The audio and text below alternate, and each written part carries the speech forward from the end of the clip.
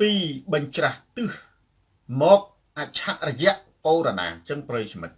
share វីដេអូនេះទៅកាន់ប្រិយមិត្តដទៃទៀតកំសួរក្រណាត់បកវណ្ណរាអ៊ូទូរទស្សន៍សូនតារាស្រាតខោជន់ផ្ដាច់ការឆូរីនិងបូរ៉ែនសូផ្លាស់ប្ដូរផ្នែកកំណត់មានគ្រឿងក្លែង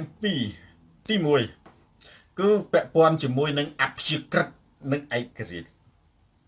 ម្សិលមិញខ្ញុំបានបង្ហោះនៅរូបភាពនិងអត្ថបទដ៏ពេញនិយមមួយ Tripto បង្ហោះតែក្នុងរយៈពេល1ម៉ោងមានបងប្អូនយើងចូលចិត្តណាទាំងសរុបទាំងអស់នឹងរហូតដល់ទៅ 6k 1ម៉ោងណា1ម៉ោងរហូតមកដល់ថ្ងៃនេះខ្ញុំអត់ទាន់បានមើលបើជាង 10k ហើយមិនដឹង11 12 13ហើយក៏យើងអត់ដឹងដែរបាទមានន័យថាអាសានឹងគឺខ្ញុំបង្ហោះនៅបង្កប់នៅអត្តន័យ3យ៉ាងសារកាលពីម្សិលមិញទី1ខ្ញុំនិយាយអំពីបុព្វហេតុនៃវិបត្តិនយោបាយនិងការចាប់ចងទី2ខ្ញុំនិយាយអំពីអាវដែលគេតែងតែចោទទី3ខ្ញុំនិយាយអំពីការត្រឡប់វិញទី1បងប្អូនបានឃើញហើយណានេះបុព្វហេតុនយោបាយទាំងអស់នៅក្នុងប្រទេសកម្ពុជាបច្ចុប្បន្នដែលនឹងអាចឈានទៅរកទណ្ឌកម្មធ្ងន់ធ្ងរនឹងមេងអេងគៀ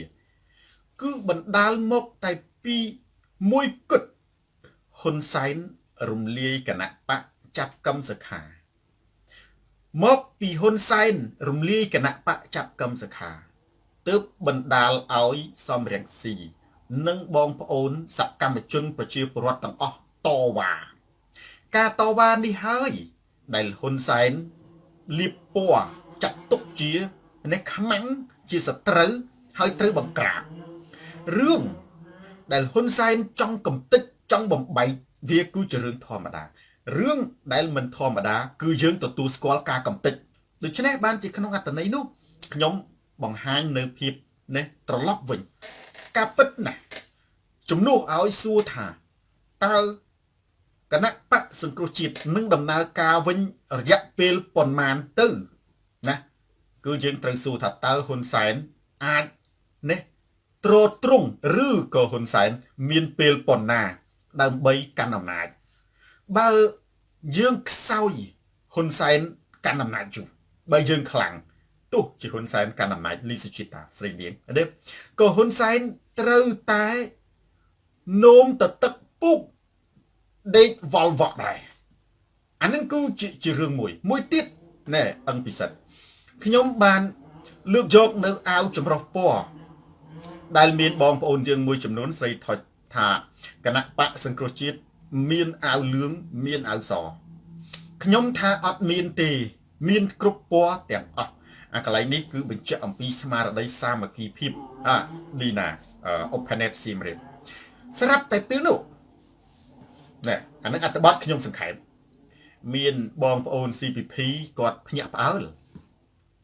ថាចំសូនតារា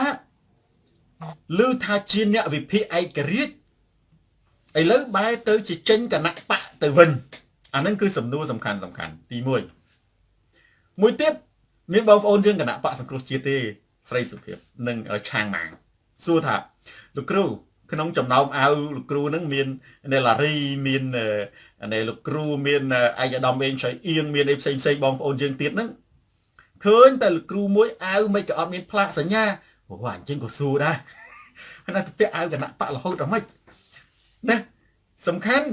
ពេលដែលយុទ្ធនាការគឺពាក់មួកអាវមនុស្សយើងវាមានអាវវាមានមួកប៉ុន្តែខ្ញុំភ្លេចប្រាប់ថាអញ្ចឹងអាវរបស់ខ្ញុំនឹងគឺបោះពុំនៅខាងក្រោយថ្នងណានៅក្នុងយុទ្ធនាការឃោសនាបោះឆ្នោតកាលឆ្នាំ2017អាវរបស់ខ្ញុំគឺបោះនៅខាងក្រោយបាទហើយអាវយឺតដែលខ្ញុំពាក់ហ្នឹងគឺវាបោះនៅខាងមុខខាងក្រោយអត់មានទេរួចពីនេះគឺយើងពាក់មួកបងប្អូនមើលនៅក្នុងនៃ Facebook របស់ខ្ញុំ Voice ខ្មែរគឺខ្ញុំពាក់មួកហើយអាវហ្នឹងគឺអត់មានអាវនេះដែរអញ្ចឹងអាហ្នឹងជាចម្លើយអត់មានសំខាន់ទេបាទអញ្ចឹងក៏សួរដែរបាទបើតែបងប្អូននេះក៏សួរលេងទេក៏ឆ្ងល់ទេលោកគ្រូអាវគេទាំងអស់សិតមានផ្លាកគណៈបកគ្រប់ពណ៌លោកគ្រូមិនក៏អត់អាហ្នឹងអីទេបាទមួកសំខាន់មួកយើងពាក់ឲ្យផ្លាកនៅខាងក្រោយ ប៉ុន្តែនៅទីនោះបងប្អូន CPP ណាហាណាភេទផៅផិតថៅខ្ញុំគាត់ថាចុងស្មានថាសូនតារាពូវីស៊ីមរៀបជាអ្នកវិភាគឯករាជ្យណាតាមពិតសេងរតនាគឺគណៈបកសង្គ្រោះជាតិសោះតាមពិតខ្ញុំនិយាយយូរហើយវាចិត្តសួនខ្ញុំនិយាយរហូតខ្ញុំនិយាយស្ទើរតែគ្រប់កម្មវិធីមិនថាមិនស្ទើរគ្រប់កម្មវិធីទេអានឹងវាសាំប៉ុន្តែខ្ញុំនិយាយច្រើនដងខ្ញុំប្រកាសសូនតារាម្ដងទៀតមិនមែនជាអ្នកវិភាគទេ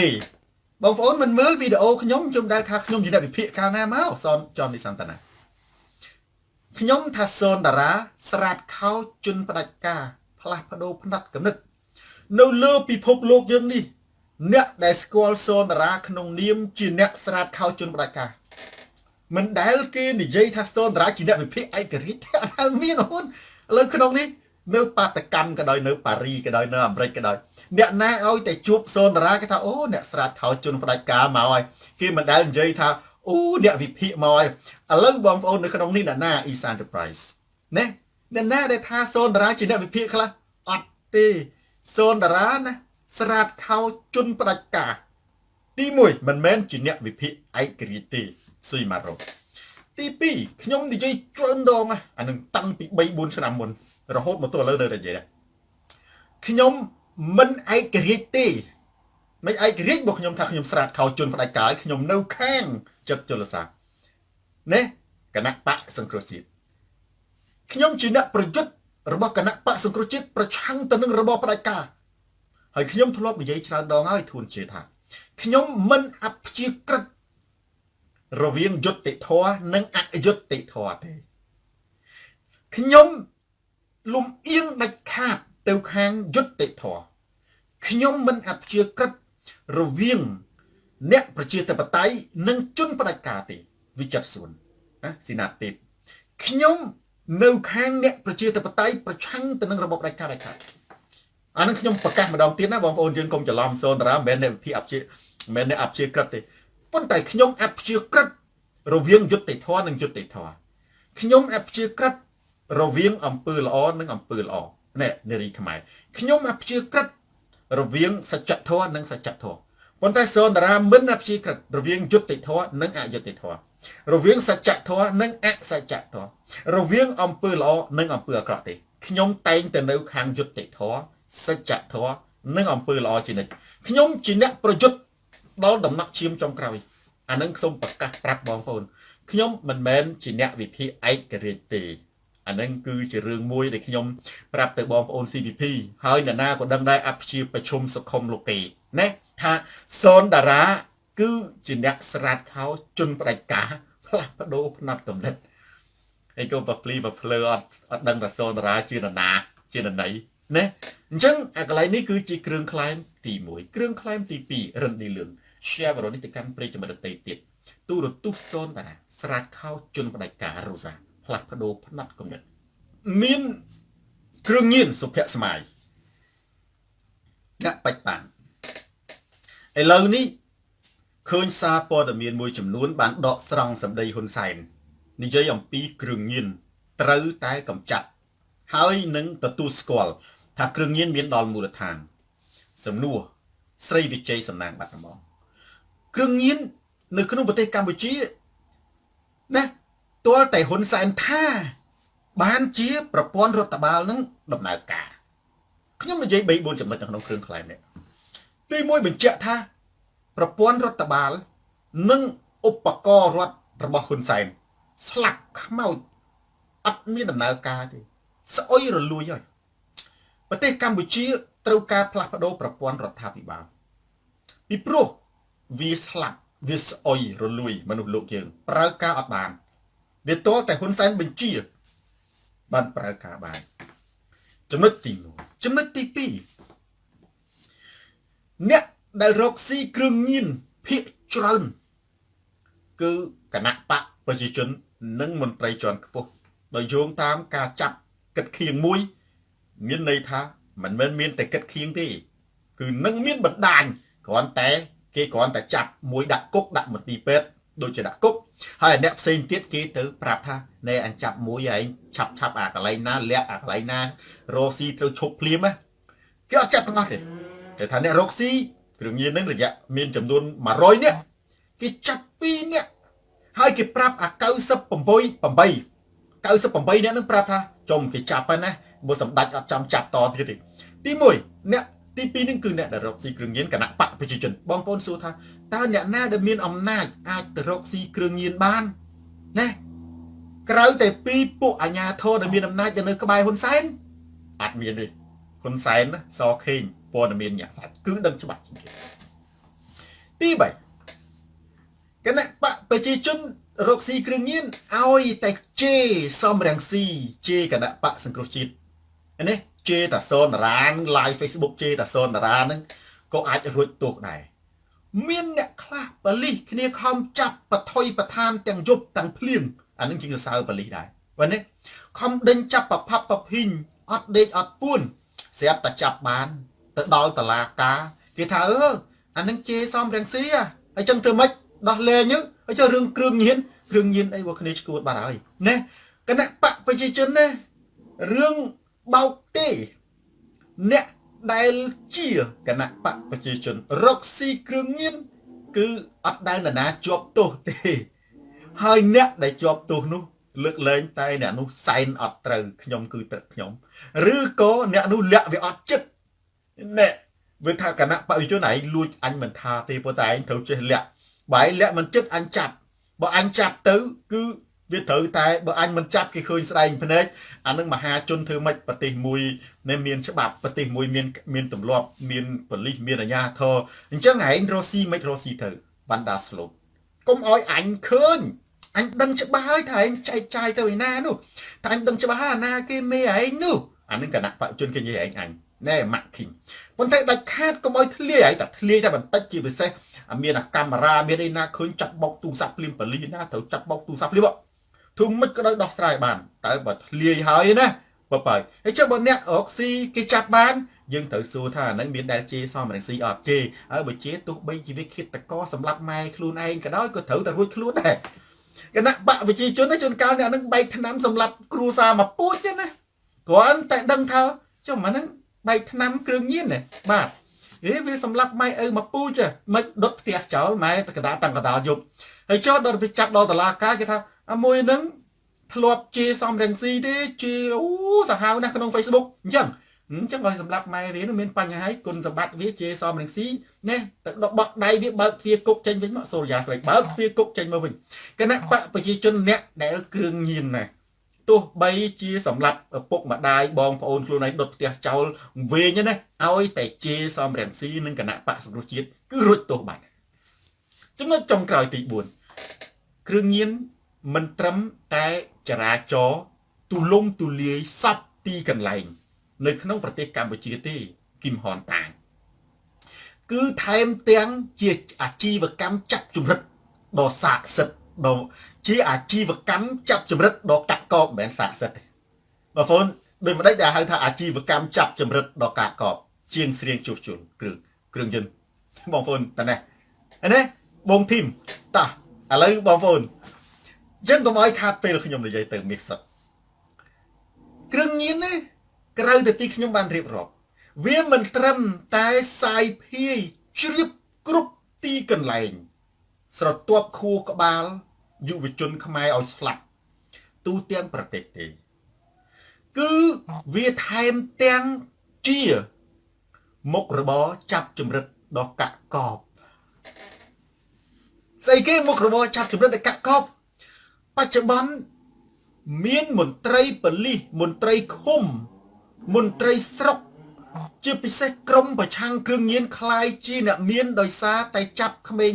ភូមិគ្រឿងញៀនបងលុយនៅវាមានគេហៅថាបងលុយតាមតំបន់អឋានៈត្រឹមឃុំបងថ្លៃផ្សេងអឋានៈបញ្ជូនដល់ខេត្តបងថ្លៃផ្សេងអឋានៈបញ្ជូនដល់តុលាការបងថ្លៃផ្សេងអានតិចខ្ញុំនិយាយអត់ជឿទេនិយាយប៉ះចំបងប្អូននៅជនបទណានៅទីជនបទស្រុកស្រែចំការដែលគាត់ថាពីដើមមកស្រុកគាត់សុកសានណាគ្រឿងញៀនលឺតែទីក្រុងឥឡូវនេះស្រាប់មកដល់ភូមិហើយលោកគ្រូនិយាយនឹងភ្ញាក់ព្រឹតចំកូនខ្ញុំហ្នឹងហើយលោកគ្រូ កូនខ្ញុំអញ្ចឹងបានខ្ញុំថាដូចមិនដេចដែលហៅថាការនិយាយសច្ចធម៌និងការនិយាយបែបវិទ្យាសាស្ត្រការនិយាយបែបសច្ចធម៌និងបែបវិទ្យាសាស្ត្រពេលនិយាយទៅវាឃើញមិនចឹងមែនកម្ពុជាក្រោមជាទឹកដីខ្មែរហើយនេះអញ្ចឹងខ្ញុំជឿថាសង្ស័យតែមានបងប្អូនយើងឥឡូវនេះណាកំពុងតែទស្សនាលោកគ្រូសនតារាហ្នឹងស្រាប់តែលោកគ្រូត្រូវហើយលោកគ្រូត្រូវកូនខ្ញុំហ្នឹងហើយឬក៏ថាលោកគ្រូត្រូវឲ្យក្មួយខ្ញុំហ្នឹងហើយលោកគ្រូត្រូវឲ្យពួកម៉ែខ្ញុំហ្នឹងហើយថ្ងៃមុននោះវាផឹកស្រាផឹកទៅអាណាឲ្យការមកថាគ្រឿងញៀនស្រាប់តែប៉លិសមកឡានមកពាត់ចាប់រត់ទៅសល់3នាក់ចាប់យកទៅដាក់ប៉ុស្តិ៍ទៅចេញទីផ្សារមកទីផ្សារមានន័យថាម៉េចមានតែម្នាក់300ម្នាក់អាហ្នឹងត្រឹមឃុំឯដាក់ត្រឹមប៉ុស្តិ៍ឃុំម្នាក់300ម៉ែអើយនោះកូនបងប្អូនពាក្យថាពុកម្ដាយយើងទៅបន្ទោសគាត់កើតទេណាគឺទូបីដឹងថាកូនឃាតករគាត់ត្រូវតែជួយកូនដែរអាហ្នឹងយើងកុំបន្ទោសទឹកចិត្តគាត់ម៉ែឪនោះខ្លះអត់មានលុយផងទៅខ្ចីលុយធនាគារទៅដើរខ្ចីលុយគេទៅលក់គូលក់ស្រែដើម្បីទៅលក់យកកូនគ្រឿងញៀននឹងយកមកវិញហើយតើលក់មកបានប្រយោជន៍អីបើវាញៀនគ្រឿងញៀនហើយលក់មកហ្នឹងគឺថ្ងៃក្រោយគេនៅចាប់យកទៀតមួយថ្ងៃណាបើសិនជាមានអង្គការឬក៏ការធ្វើស្ទង់មតិអន្តរជាតិការស្ទង់មតិឯករាជ្យណាត្រឹមត្រូវណានៅក្នុងប្រទេសកម្ពុជាមួយថ្ងៃបើគ្រាន់តែនិយាយអំពីការចាប់ចម្រិតគ្រឿងញៀនស៊ីលុយមិនតិចទេពួកនោះរស់ស៊ីមានបានអាហ្នឹងតាមឃុំទៅខ្ញុំឧទាហរណ៍ថាគេនិយាយទៀតណាគេថាណែកូនអ្នកឯងណាទៅឃុំឯងគេយក200ណាតែប្រយ័ត្នគេបញ្ជូនដល់ខេត្តណាបញ្ជូនដល់ខេត្ត500ហើយអារឿងដល់ខេត្តទៀតអត់បានទេតែដល់នេះតែខេត្តគេបញ្ជូនទៅដល់តុលាការនឹងពិបាកឲ្យ1000ដោះមិនចេញផងមនុស្សភ័យបងប្អូនអញ្ចឹងអានឹងវាទៅណាអាលីសារ៉ូសវាទៅជាមុខរបរកាកបច្ចុប្បន្នណាខ្ញុំនិយាយនេះតិចច្រឡំថាខុសអត់ខុសទេឯសួរថាលោកគ្រូនៅតែស្រុកបារាំងសោះអមិនក៏ដឹងសឹមហ៊ុនបើខ្ញុំនៅស្រុកខ្មែរខ្ញុំឃើញជាក់ស្ដែងភ្នែកគឺខ្ញុំដឹងអាមិនគេហៅថាមនុស្សទេពផានីលឹមមនុស្សទេពគឺនៅឯនាយសមុទ្រនេះគឺត្រូវដឹងរឿងហ្នឹងឯងដល់ដែលតឡាការទៅវាអាច1000ទៅវាស៊ីតាមឋានៈទៀតនៅក្នុងតឡាការនោះវាមានឋានៈវាអាអ្នកមានលុយទៅវាមានអាគុកម៉ាស៊ីនត្រជាក់អីចឹងទៅសុទ្ធតែពួកគ្រឿងញៀនហើយអាទាំងអស់ហ្នឹងណាអ្នកដែលរស់ស៊ីគ្រឿងញៀនណាបងប្អូនដឹងមិនទេមិនមែនមានន័យថាតតែអ្នកនឹងលក់ដូរគ្រឿងញៀនបានគេហៅថារកស៊ីគ្រឿងញៀនទេណាសម្ដេចអានឹងខ្ញុំប្រាប់ទៅនៃគណៈបកប្រជាជនខឹមសានមិនមែនមានន័យថាអ្នករកស៊ីគ្រឿងញៀនវាតតែអ្នកនឹងជួញដូរគ្រឿងញៀនបានគេហៅថារកស៊ីគ្រឿងញៀនទេអាអ្នកចាប់ចម្រិតអ្នកជួញដូរគ្រឿងញៀនអានឹងក៏រកស៊ីដែរដូចសនតារាអត់មានប្រើគ្រឿងញៀនអត់មានលក់គ្រឿងញៀនទេប៉ុន្តែខ្ញុំដើរចាប់ចម្រិតអាអ្នកជួញគ្រឿងញៀនហ្នឹងដើម្បីយកលុយពីម៉ែឪគេអានឹងមិនរកស៊ីជួញដូរគ្រឿងញៀនមិនសាហាវអាមិនសង្គមមានចប់ពីណាសុកខៃសង្គមអ្នកប្រើគ្រឿងញៀននៅដដែលតើនៅប្រឡែងទៅនៅតែអុកលុកនៅតែលក់អាគ្រឿងញៀនចរាចរដដែលទៅគេចាប់ញ៉ោគេចាប់ហ្នឹងគេមិនចាប់ដើម្បីទៅមជ្ឈមណ្ឌលកែប្រែដើម្បីទៅកសាងដើម្បីទៅឲ្យវាបំបត្តិណាឲ្យវាទៅជាប្រសើរឡើងគេចាប់ហ្នឹងដើម្បីចាប់យកលុយទៅអាហ្នឹងហើយដែលយើងនិយាយថាគ្រោះថ្នាក់បំផុតប្រិយមិត្តថ្ងៃនេះខ្ញុំបានអានអត់មានយោងអីទេគឺយោងទំព័រ Facebook សម្ដេចតេជោខ្មែរអង្គរជនជាតិភាគតិចណាផ្ទាល់តែម្ដងខ្ញុំបានអាននៅអត្ថបទរបស់គាត់នៅក្នុងប្រធានបទទី1នេះខ្ញុំដាក់ថាហ៊ុនសែនដើរមួយថ្ងៃ10គីឡូម៉ែត្រអានឹងគឺសោចមួយសុំសោចទេណាសុំទោសហើយខ្ញុំថាសម្ដេចខ្លាចការផ្សាយផ្ទាល់បំផុតឥឡូវខ្ញុំនិយាយតែនេះស្រាប់ខោរឿងវាមិនមែនត្រឹមតែរឿងណែមួយថ្ងៃ10គីឡូម៉ែត្រទេថ្ងៃនេះយោងសិនទំព័រ Facebook របស់គាត់បានបង្ហោះរូបជាច្រើនសន្លឹកប្រហែលជា17សន្លឹកនៅទីលានវាយកូនគោលដ៏ស្អាតមួយហើយគាត់បានសរសេរអំពីការបិទបញ្ចប់កូវីដនិងការវាយកូនគោលរបស់គាត់ដែលគាត់ឲ្យឈ្មោះថាទីព្រឹត្តិការណ៍3វិច្ឆិកាណែហើយគាត់បានអួតអំពីកម្លាំងរបស់គាត់ហើយគាត់បាននិយាយអំពីការដែលគ្រូពេទ្យឲ្យដើរដែលមួយថ្ងៃចន្លោះពី8គីឡូម៉ែត្រទៅ10គីឡូម៉ែត្រចំណុចទាំង3នេះពាក់ព័ន្ធជាមួយនឹងកូវីដពាក់ព័ន្ធជាមួយនឹងការដើរពាក់ព័ន្ធជាមួយរូបថតហ្នឹងអសង្ហាថ្ងៃនេះខ្ញុំបានសរសេរអត្ថបទមួយអ អត្ថបទមួយណែតាសើហើយវាឆ្លុះបញ្ចាំងអំពីការពិតអត្ថបទដែលខ្ញុំសរសេរនឹងខ្លីណាសច្ច័យវិធីគឺវាឆ្លុះបញ្ចាំងអំពីការស្រាត់ខោពិតប្រាកដខ្ញុំថាឌីណាកំពុងចាធីពេលដែលដាច់ជោបង្ហោះរូបល្អដូចជាហាត់ប្រានវាយកូនគោលដើរលេងមានន័យថាដាច់ជោកំពុងតែឈឺនៅលើក្រែទេអ្វីស៊ីនាការឧត្តមដែលហ៊ុនសែនឲ្យយើងឃើញគឺជារបស់คล้ายអានឹងត្រូវចាំនៅខ្ញុំនិយាយពីសើវតាកុម្មុយនីសនៅក្នុងរបបប៉ុលពតកប់សម្លាប់មនុស្សពេលដែលមន្ត្រីអន្តរជាតិអ្នកកសែតចូលទៅទស្សនកិច្ចប៉ុលពតបានរៀបឆាកឃើញសុកសានរហូតមានអ្នកកសែតមួយចំនួនថាវីជឿប៉ុលពតទាំងស្លងទាំងស្រុងស្លងចិត្តថារបបសន្តិភាពល្អណាស់មានអ្នកកសែតខ្លះចាស់រហូតមកដល់ឥឡូវដែលគាត់ឃើញនឹងភ្នែកជនបរទេសដែលធ្លាប់ទៅនៅរបបប៉ុលពតណាមិនជឿថាគុកទួលស្លែងណារាវនីស៊ីសវណ្ណមិនជឿថារូបភាពនៅគុកទួលស្លែងមិនជឿថាឆ្អឹងខ្មោចមិនជឿថាប៉ុលពតសម្លាប់មនុស្សទេហេតុអីអ្វីដែលប៉ុលពតឲ្យឃើញគឺជារបស់คล้ายដូចគ្នាសារជាតិខ្ញុំនិយាយអំពីសៅវតាជាទូទៅប៉ុលពតមួយទៀតកឹមចុងអ៊ុនបើនិយាយអំពីនៅប្រទេសកូរ៉េខាងជើងឲ្យតែមានមេដឹកនាំទៅនឹងគេមានធ្វើបាច់គេមានផ្កាគេមានកម្រងផ្កាគេមានធ្វើយំស្រក់ទឹកភ្នែកគេថាទិវាកងទ័ពគេនឹងគេធ្វើកងទ័ពដើរយ៉ាងទៅគេធ្វើមានស្រីស្អាតតែងស្លៀកពាក់ប្រពៃណីពុះកូរ៉េគេហាមស្លៀកខ្លីស្រីស្លៀកខ្លីយកទៅបាញ់ចោល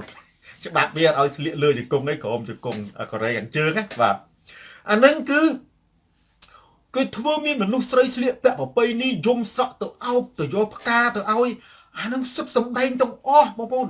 នេះអាខ្លះលោតទឹកខ្លះហែលទឹកស្តាច់ទៅជប់គឺធ្វើដូចថាវាអស់ចាណាស់គេហូគេក៏ជ្រាវគេច្រៀងគេរាំអានឹងគឺរបស់คล้ายទេការពិតនៅសូកូរ៉េប្រជាជននឹងញាក់សាច់អត់អីស៊ីទេគ្រាន់តែលួចស្ដាប់ចម្រៀងមែនទេ i4 ចម្រៀងកូរ៉េខាងត្បូងណាគ្រាន់តែលួចស្ដាប់គ្រាន់តែមើលកុនកូរ៉េខាងត្បូងហ្នឹងគេយកទៅបាញ់ចោលបាត់ញាក់សាច់បងប្អូនមែនទេញាក់សាច់អញ្ចឹងអានឹងរបស់មួយទៀតខ្ញុំនិយាយអំពីរបបហ៊ុនសែនត្រឡប់មកវិញក្រៅតែពីរបបប៉ុលពតនិងកូរ៉េខាងជើងកឹមចុងអ៊ុនបងប្អូនខ្ញុំនិយាយមួយម៉ាត់ហើយមានអត្តន័យជ្រៅដែលខ្ញុំនិយាយដដែលនេះគឺថាថាត់ស្រីមុំបើគ្មាន Facebook កែមលៃស្លាប់នឹងកង្កែបលៀបបងប្អូនមើលប្រព័ន្ធផ្សព្វផ្សាយរបស់គណៈបកប្រជាជន50ប៉ុស្តិ៍បងប្អូនមួយចំនួនពេលដែលខ្ញុំនិយាយរឿង50ប៉ុស្តិ៍គាត់ថាលោកគ្រូមិនមែន50ប៉ុស្តិ៍ទេគាត់អង្គុយរាប់ឲ្យជាង100ប៉ុស្តិ៍តាំងពីអាខ្សែកាបតាំងពីអីផ្សេងទៀតតាំងពីវិទ្យុតាំងពីអីខ្ញុំថាអានឹងសន្មត់ទៅ50ជាងយើងនិយាយឲ្យពិតឲ្យគត់ចឹងណាហ្នឹងហើយមីលៀបតាមពិតទៅវាមិនមែន50ដូចបងប្អូនថាមែនជឿនៅខេត្តផ្សេងនៅអីផ្សេងសរុបទៅអញ្ចឹងយើងសន្មត់ទៅយើងថាអញ្ចឹងហើយថាឲ្យវាច្រើនចុះឃើញទេបាទអ៊ុនស្រីអឿនស្រីមឿនវិនិច្ឆ័យដោយសារតែព័ត៌មានទាំងអស់សិតតែត្រូវប្រឌិតមុននឹងយកទៅចាក់ផ្សាយបងប្អូននៅក្នុងប្រទេសកម្ពុជាបើអត់មាន Facebook ទេប្រទេសកម្ពុជាណាងាប់អាណារួយនឹងគឺអត់ដឹងទៅឋានសួគ៌ទាំងអស់បងប្អូនចោលភ្នែកមើលតែទូរទស្សន៍គណៈបកប្រជាជនគឺបងប្អូនមើលកុនសុបសាទមកថតកុនសុបសាទអានឹងហើយដែលខ្ញុំនិយាយថាអ្វីសាទមានដែលហ៊ុនសែនឲ្យយើងឃើញគឺជារបស់ខ្លាំងឥឡូវយើងចេះខ្ញុំថាហ៊ុនសែនដើរបាន10គីឡូម៉ែត្រតើយើងគួរឆ្លើយតបយ៉ាងដូចម្ដេចយើងសោចបងប្អូនមើលឃើញមានបងប្អូនយើងមួយចំនួនយករូបសម្ដេចតេជោបង្ហោះមាន3គ្រាសែងវាអានឹងមិនមែនខ្ញុំទេខ្ញុំយោងតាមបងប្អូនគ្រាសែងវាបងប្អូនណាសម្ដេចបើសិនជាគាត់ខ្លាំងខ្លាខ្លំសម្ដេចគឺជាមនុស្សអំនួតណាគឺជាមនុស្សចូលចិត្តបង្ហាញណាសម្ដេចនឹងមិនបង្ហាញរូបថតទេសម្ដេចនឹងបង្ហាញអ្វីនឹងបង្ហាញវីដេអូនោះគេថតយកទៅកាត់ត តបើសិនជាសម្ដេចអាចឈរបានបងប្អូនណានឹងលក្ខណៈវិទ្យាសាស្ត្រដែលខ្ញុំបើសម្ដេចអាចឈរបានតិចគេថតវីដេអូគេយកវីដេអូទៅកាត់តកន្លែងសម្ដេចដួលប្រូនេះណាហើយគេយកតែកន្លែងសម្ដេចឈរវាយកូនគោទេអានឹងនេះសែមយុទ្រីបើសិនជាខ្ញុំបើសិនជាសម្ដេចត្រឹមតែមកឈរបានដើរបានតិចបើដំណាក់កាលទី2បើសម្ដេចអាចដើរបានតែពាក់កដាលសំរាំងស៊ីពាក់កដាលសំរាំងស៊ីសម្ដេចនឹងមិនថតវីដេអូទេសម្ដេចនឹងធ្វើការផ្សាយផ្ទាល់ដូចសូនតារាតែម្ដងដូចសូនតារាឥឡូវខ្ញុំសួរថា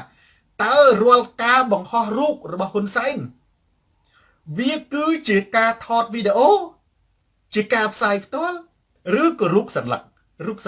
បងប្អូនសំបីតែវីដេអូគាត់ទាំងមិនហ៊ានថតផងផ្លាតវីដេអូផ្លាតខ្ញុំនិយាយវីដេអូ2ព្រឹត្តិការណ៍ចុះអានឹងផ្សាយផ្ទាល់សិតតែរឿងយ៉ាប់នៅខណ្ឌដង្កោសំស័យសានបុនធឿនមិនដឹងទេឃើញសម្ដេចមកគ្នាគ្មានចេតនាអាក្រក់ទេចេតនាបំណងល្អទេគ្នាខំទៅយកកាមេរ៉ាចាប់សម្ដេចសរុនគង់សម្ដេចបើកឡានទៅទាំងយប់កាលនៅខណ្ឌដង្កោទឹកចំនួនស្រាប់តែកាមេរ៉ាចាប់ទៅឡានខួងស្រីនេះគាត់ខំធ្វើផ្លុំកញ្ចៃវេវកចង្អុលខួងស្រីពីការដៃការជើងស្រាប់តែភ្ជង់អាកាមេរ៉ាចំពេលឡានឈប់សម្ដេចចុះអត់រួចសម្ដេចចុះរួចចុះទាញផ្អៀងគាត់ចុះអាម៉េចណែឡែនធីស្មីតគាត់ចុះរួចគាត់ដើរអត់កើតទីហ៊ុនសែនដើរពេលដែលជំហរគាត់នឹងហើយគាត់បោះជំហានបានប៉ុន្តែបើផ្លាស់បំលាស់ទីដោយដូរទីតាំងមែនទេបំលាស់ទីដោយដូរសម្ភារៈអានឹងសែងបំលាស់ទីដោយដូរសម្ភារៈមែនទេបើសិនជាគាត់ដើរលើផ្លូវអានឹងគឺអត់អីទេប៉ុន្តែបើបំលាស់ទីពីផ្លូវទៅផ្ទះវាត្រូវតែដូរសម្ភារៈដូរចដាលអញ្ចឹងគាត់ទៅលូនឥឡូវធ្វើម៉េចសែងសម្ដេចសែងបើសិនជាសម្ដេចបំលាស់ទីបើគាត់នៅលើដីហ្នឹងអត់អីជំរឿទៅដូចធម្មតាគាត់ថាដីស្មើដើររលាក់អានឹងយើងនៅដើររលាក់ប៉ុន្តែបើសម្ដេចដូរពីដើរដីទៅឡើងឡានវឹបធ្វើម៉េចសែងឡើងឡានចុះឡានសែងមកដល់ដីលេងអីឡើងទូកសែងចុះទូកសែងនេះថាស្អីក៏ដោយនេះឡើងវេទិការុញគូតអង្គរៈតុបចឹងទៅកាមេរ៉ាថតទាញពីចម្ងាយទៅរុញទៅដល់លើវេទិកាដីស្មើរួចខ្លួនវិញនេះអានេះអានឹងពិតទាំងអស់បងប្អូនអត់មានអីទេពិតទាំងអស់អញ្ចឹងបានខ្ញុំថាសម្ដេចដីស្មើដល់រលាក់ក្បាលពុះធ្លាក់ដបកាន់ដបស្រាសំបីតែនៅក្នុងទំព័រ Facebook របស់គាត់ថ្ងៃនេះក៏គាត់សារភាពដែរថាក្បាលពុះគាត់ធំជាងមុនអានឹងក៏គាត់និយាយចឹងគាត់ប្រកែកគាត់កើតគាត់ថាសូនតារានឹងនិយាយត្រូវពេករកប្រកែកក្បាលពុះវាលាក់បងប្អូនលាក់ស្អីបានលាក់ក្បាលពុះបានទេមែនទេលាក់ស្អីក៏បានដែរមែនទេលាក់លមាស់លាក់កមនៅក្នុងខ្លួនបានណាប៉ុន្តែរឿងលាក់ក្បាលពុះហ្នឹងណាប្រុសតាកែវគឺលាក់មិនបានចំណេញខាតអញ្ចឹងអានឹងតែនេះមួយខ្ញុំយកអំពីនេះដល់10គីឡូឥឡូវសួរថាតើនៅក្នុងខណ្ឌដង្កោហ្នឹងណាគឺពេលដែលសម្ដេចចុះមកចុះអត់រួចពីលើឡានទេពេលនោះក៏មានអ្នកទៅសែងហើយភាសាមុនធឿនកំពុងផ្សាយផ្ទាល់វីដេអូគេចាប់បានគេថាកាមេរ៉ាកុំថតកាមេរ៉ាលុបចេញវិញមើលណាថតកន្លែងខ្លះលុបចេញវិញបងប្អូនបើហ៊ុនសែនពិតជាមិនសែងគេសែងមែនសនថៃចាំបាច់ខ្លាចកាមេរ៉ាការផ្សាយផ្ទាល់ធ្វើអីដែលខ្ញុំថាបើហ៊ុនសែនដើរបានតែពាក់កដាលសំរាំងស៊ីណាចាក់ក្រៅវល់គឺហ៊ុនសែនផ្សាយផ្ទាល់ហើយផ្សាយផ្ទាល់ហ៊ុន 100% ទី2អានឹងជន់ផនតាណែតរឿងនៅខណ្ឌដង្កោច្បាស់ណាស់ទី2រឿងនៅពោធិ៍សាត់ជិះទូកឡើងផ្ទះយាយចាស់វីដេអូនឹងផ្សាយផ្ទាល់ដែរគ្រាន់តែអាអ្នកផ្សាយផ្ទាល់វានៅតែលួចចាប់ឆ្ងាយប៉ុន្តែចាប់ឆ្ងាយពីនេះវាឃើញតែមនុស្សកញ្ញុំមានលួចចាប់ចិត្តដែរស ស្រាប់តែសូនតារាហ្នឹងគេថាសូនតារាមួយថ្ងៃឬបាត់ធ្វើអីវាអង្គុយមើលតែពេកសម្ដេចទេមើលទៅខ្ញុំថាខ្ញុំមើលយកព័ត៌មានខ្លះខ្ញុំមិនអង្គុយមើលតែគាត់ទេតែចេញមកខ្ញុំអានចឹងទៅកន្លែងណាសំខាន់ណាស់អត់ចឹងទៅជាពិសេសឲ្យតែមានវីដេអូខ្ញុំអង្គុយមើលបដាមដល់ចប់នេះខ្ញុំចង់មើលថាគេលាក់អាម៉េចបកកែរឿងលាក់ហ្នឹងម៉េចនេះអាសារីសាការីយ៉ាស្រាប់តែថ្ងៃនោះណាថ្ងៃដែលសម្ដេចទៅពោធិ៍សាត់ហ្នឹងចេញពីសូនតារាទេខ្ញុំថានេះសម្ដេចដើរជើង4ឡើងលើផ្ទះនេះបញ្ញាប់ទៅយកអាវីដេអូនឹងភ្លាមប្រយ័ត្នសម្ដេចកាត់តែនឹងចោលបាត់បងប្អូនយើងលះហាស់មែនមានទូបងប្អូនយើងអ្នកខ្លះគាត់មើលទូរទស្សន៍នៅអាមេរិកនៅក្រៅប្រទេសហ្នឹងគាត់មើលសូនតារាមើលទូរទស្សន៍ដៃគាត់កាន់ទូរស័ព្ទគាត់លឺចង់វាយផេកសម្ដេចទៅពឹបខ្ញុំប្រាប់នាទីប្រហែលជានាទីប្រហែលបងប្អូនមើលទៅអូលូណាគ្រាន់តែសូនតារានិយាយចប់បុកបងប្អូនអារូបដែលសម្ដេចដើរជើង4ឡើងផ្ទះនិយាយចាស់ហ្នឹងថាផ្អើលពេញ Facebook ទាំងអស់សឹមសកុនអញ្ចឹងកន្លែងហ្នឹងថាម៉េចទេខ្ញុំចង់បញ្ជាក់ថាបើសម្ដេចឈរបានដើរបានតិចសម្ដេចមិនបង្ហោះរូបសន្លឹកទេមករាំងសីសម្ដេចច្បាស់ជាថតវីដេអូសុកចិត្តឲ្យគេកាត់តបើសម្ដេចដើរបានដូចក្នុងរូបថតខ្លាខ្លំពាក់កដាលតែសំរាំងស៊ីសម្ដេចនឹងបង្ហោះការផ្សាយផ្ទាល់មូលហេតុដែលសម្ដេចបង្ហោះតែរូបសន្លឹកអត់មានវីដេអូនឹងមិនហ៊ានធ្វើការផ្សាយផ្ទាល់ពីព្រោះរូបពិតគឺជារូបចាស់ទេអ្វីកូនគោលនោះរូបចាស់ថត 3-4 ខែមួយឆ្នាំមុនទេពេលដែលសម្ដេចទៅណាម្ដងកាមេរ៉ាមិនក្រោម10ដើមកាមេរ៉ាអាជីពអានឹងនិយាយពីកាមេរ៉ាអាជីពគូប្រមាញ់រូបហ៊ុនសែនណាប្រមាញ់រាប់រយសន្លឹកបងប្អូនហ៊ុនសែនគាត់ចង់អង្គុយរើសរូបណាមកបង្ហោះក៏បានដែររូបចាស់ទេអង្គរៈច័ន្ទណា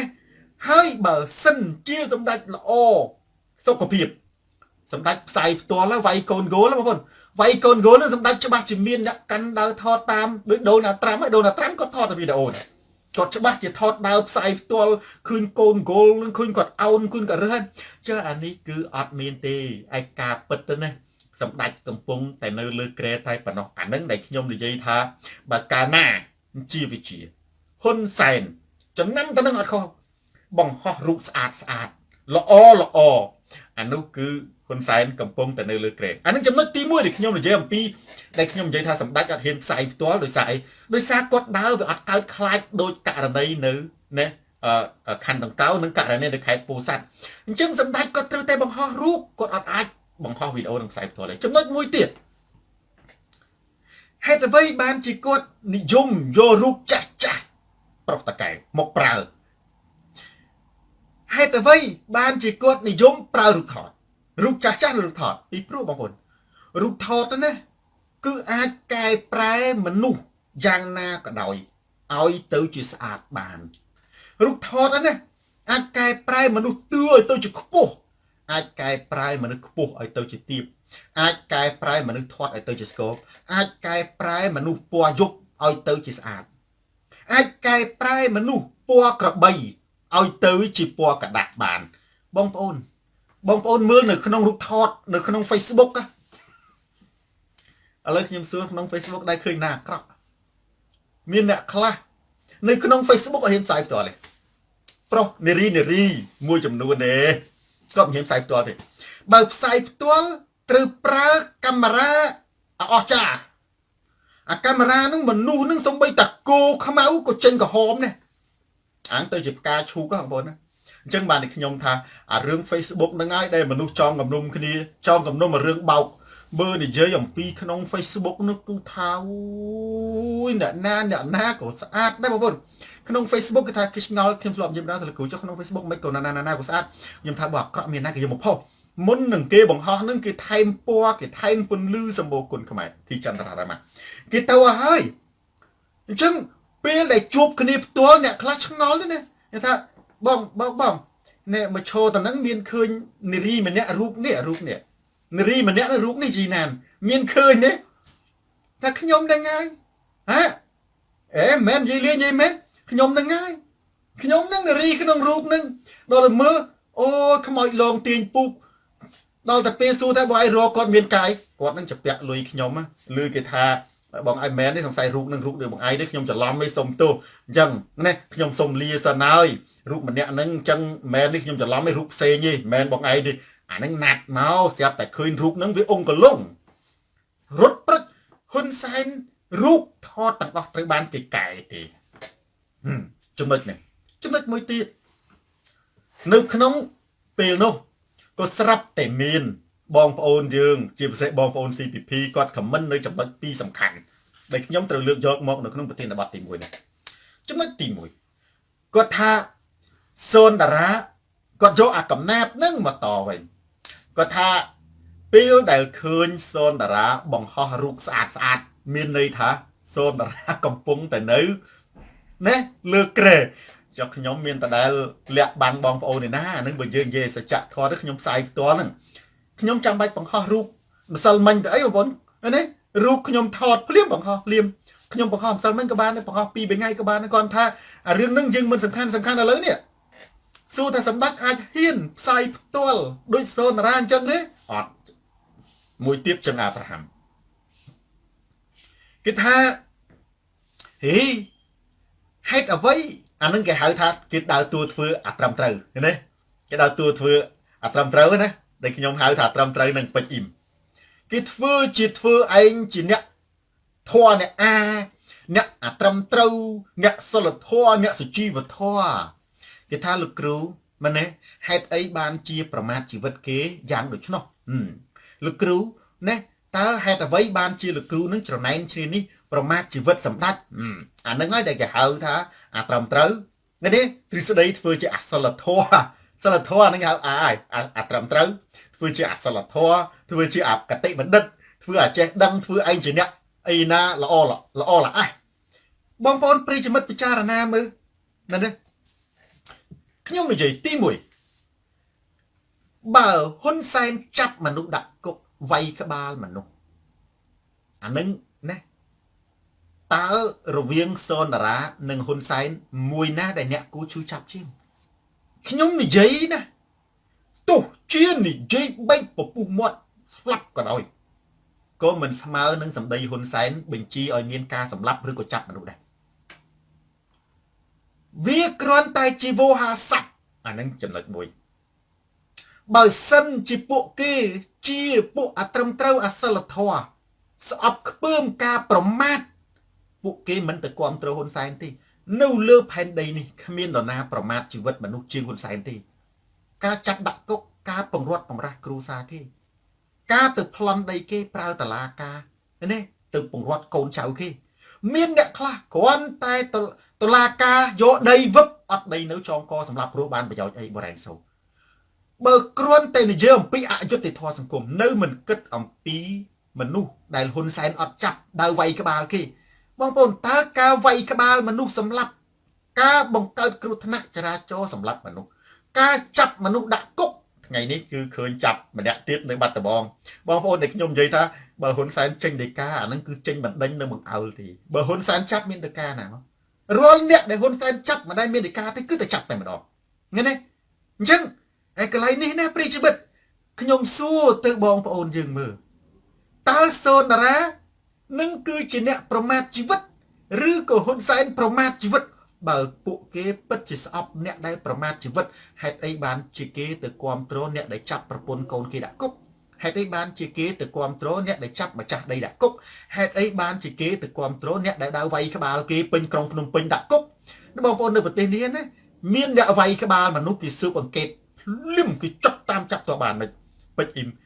គេអត់ឲ្យប្រទេសគេនឹងคล้ายទៅជាប្រទេសហិង្សាបាក់មុខ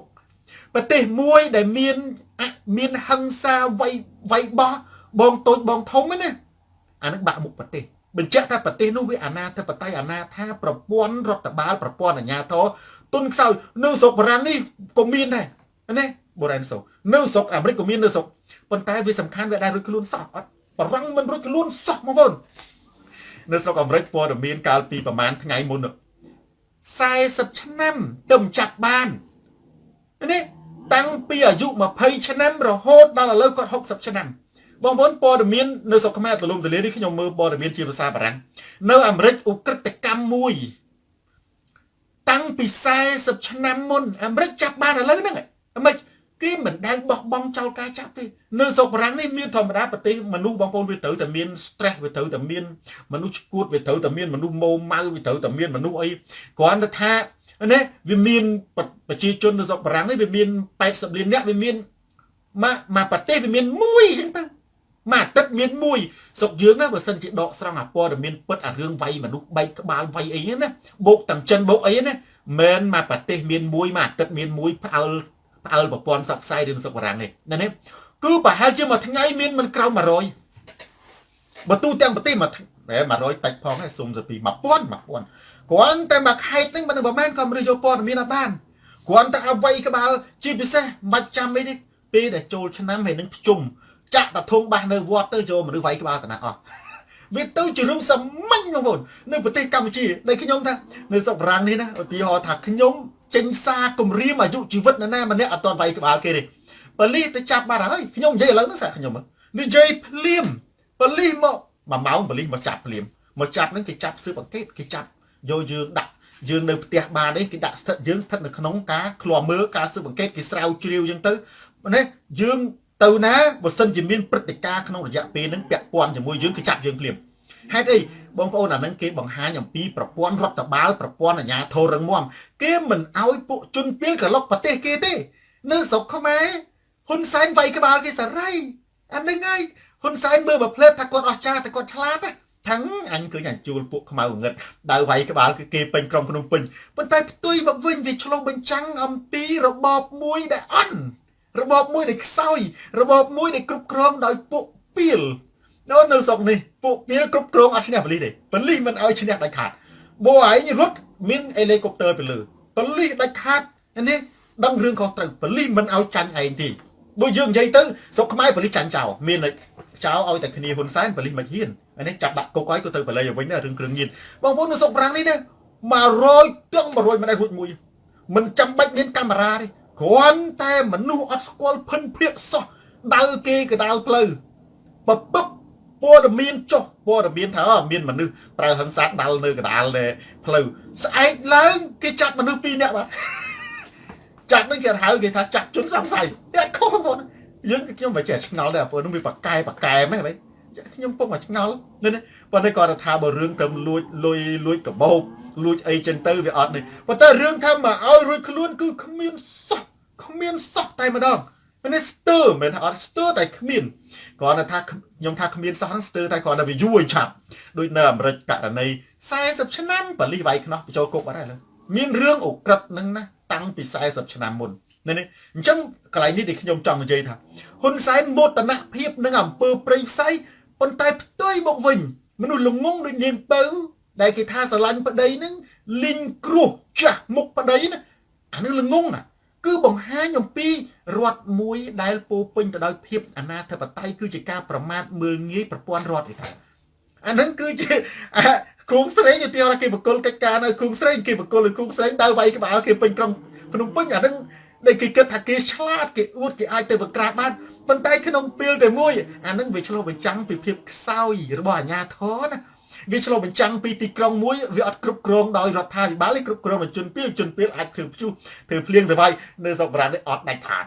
តិចកុំថាលើវាយក្បាលសូនតារាសរសេរសារគម្រាមតែនរណាម្នាក់សរសេរតែ1ម៉ោងក្រោយមកណាគេមកចាប់ដល់ផ្ទះនិយាយទៅហាមគម្រាមនិងហាមប្រមាថជីវិតសម្រាប់នរណាម្នាក់អានឹងចំណុចទី1ដែលខ្ញុំចង់និយាយថាចេះបើសិនជាពួកគេនេះចាត់ទុកសារសច្ចធម៌របស់សូនតារាទីទៀតខ្ញុំនិយាយរឿងសារសច្ចធម៌ថាជាការប្រមាថជីវិតដើរតួធ្វើជាអសច្ចធម៌ដើរតួធ្វើជាអត្រឹមត្រូវដើរតួធ្វើជាអាល្អហ្នឹងណាហេតុអីបានជាអ្នកឯងទៅគ្រប់គ្រងរបបហ៊ុនសែនដែលចាប់ចងវាយដំវាយក្បាលពង្រត់ពង្រាស់ក្រុមគ្រួសារប្រពន្ធកូនគេដាក់គុកតើអ្នកឯងពិតជាស្អប់អំពើអយុត្តិធម៌មែនទែនឬក៏ជាមនុស្សឈួតតើអ្នកឯងពិតជាស្អប់ការប្រមាថមែនទែនឬក៏ជាមនុស្សឈួតបើអ្នកឯងស្អប់ការប្រមាថជីវិតហេតុអ្វីបានជាអ្នកឯងទៅគ្រប់គ្រងអ្នកដែលយកជីវិតគេមកលេងសើចអ្នកដែលយកដុំថ្មទៅវាយក្បាលគេអ្នកដែលយកជីវិតគេទៅកំទេច កំតិចជីវិតហ្នឹងមិនមែនតតែសម្រាប់ដូចពលពតទេបងប្អូននេះបំផ្លាញជីវិតគ្រួសារគេដូចជាចាប់ឪពុកម្ដាយគេដាក់គុកឥឡូវនេះសំបីតែសកម្មជនគណៈបកសង្គ្រោះជាតិហ៊ុនសែនកំតិចជីវិតគ្រួសារគេទៅបាតកម្មរៀងរាល់ថ្ងៃសុខអាហ្នឹងឯងដែលគេហៅថាកំតិចជីវិតណាដាងខាវតើអ្នកទាំងអស់នោះប្រមាថទេបើប្រៀបធៀបនឹងសារសូនតារាមួយសារសូនតារាគេហៅសារសច្ចធម៌ត្រង់ណាត្រង់ចិត្តពេលដែលហ៊ុនសែនបង្ហោះរូបល្អមានន័យថាគាត់កំពុងតែឈឺអាហ្នឹងពិតទេតើបងប្អូនតើតែខ្ញុំនិយាយថាសុំណាជេរបចោថាសុំឲ្យងាប់ផ្ទះបាញ់សុំងាប់ទៅលោកសាធុស្អែកងាប់ហើយចាំមើលណាអូយឥឡូវវាទៅចេះឲ្យជីវិតអត់គាត់អូឯងទៅអាហ្នឹងបានគេហៅថាប្រមាថអាហ្នឹងគេមិនអាហ្នឹងហៅជេរប្រមាថមិនប្រមាថទេមែនទេប្រមាថមួយទៀតហ្នឹងគឺគេហៅថានេះយកមនុស្សហ្នឹងទៅដុតអីចឹងទៅយករូបថតទៅដុតយកទីងមងអានឹងប្រមាថមែនគាត់ថាអានឹងជាសិលជាវិធីសាស្ត្រមួយនៅក្នុងការតស៊ូមតិដាក់បដាសាវាទៅជាការតេស្តឌីលវិញបាទណាដូចជាបងប្អូនយើងដុតទីងមងអានឹងវាការតេស្តឌីលដោយសារវាដូចបិសាចអីចឹងប៉ុន្តែអានឹងក៏ក្នុងន័យប្រមាថជីវិតដែរអានេះលក្ខណៈប្រមាថជីវិតដែរប៉ុន្តែសួរថាតើសូនតារាមានទៅបន់ឲ្យស្លាប់មានទៅដាក់បដាសាឲ្យស្លាប់មានទៅជេរឲ្យស្លាប់ទេខ្ញុំគាត់និយាយការពិតទៅគាត់ថាសម្ដេចឈឺបើការពិតគាត់ឈឺនៅលើក្រែមែនប៉ុន្តែបើសិនជានិយាយយ៉ាងដូច្នោះជាការប្រមាថអញ្ចឹងហ៊ុនសែនទៅពេទ្យថតនៅសិង្ហបុរីនឹងគាត់មិនប្រមាថខ្លួនឯងមនុស្សយើងឈឺនេះទៅគេងចាក់ថ្នាំនឹងអានឹងមិនប្រមាថជីវិតខ្លួនឯងនេះមនុស្សយើងបតោកសរោមបង្ហោះថាបងប្អូនអើយខ្ញុំនៅពេទ្យណាសូមជួយកម្លាំងចិត្តផងអានឹងប្រមាថជីវិតខ្លួនឯងការពិតខ្ញុំនិយាយអ្វីដែលហ៊ុនសែនលាក់តើអញ្ចឹងអាកន្លែងនេះដែលខ្ញុំសរុបមកណាបើសិនជាបងប្អូនស្អប់អំពើអាក្រក់ស្អប់អំពើអយុត្តិធម៌ស្អប់ការប្រមាថបងប្អូនទៅមើលទង្វើនិងសកម្មភាពរបស់ហ៊ុនសែនទៅសឿនង៉ែតតើគាត់ប្រមាថយ៉ាងណាទៅប្រិយមិត្ត share វីដេអូនេះទៅកាន់ប្រិយមិត្តដទៃទៀតទូរទស្សន៍សូនតារាស្រាតខោជន់ផ្ដាច់ការទីចន្ទរារមាផ្លាស់ប្ដូរផ្នត់កម្រិតយើងឈានចូលទៅដល់របៀបសំទោសប្រធានបទទី2បទទី2ឥឡូវមានពាក្យថ្មីហ្នឹងមើលណាយូរទៅរកខឹងលេងបានណាចំណុច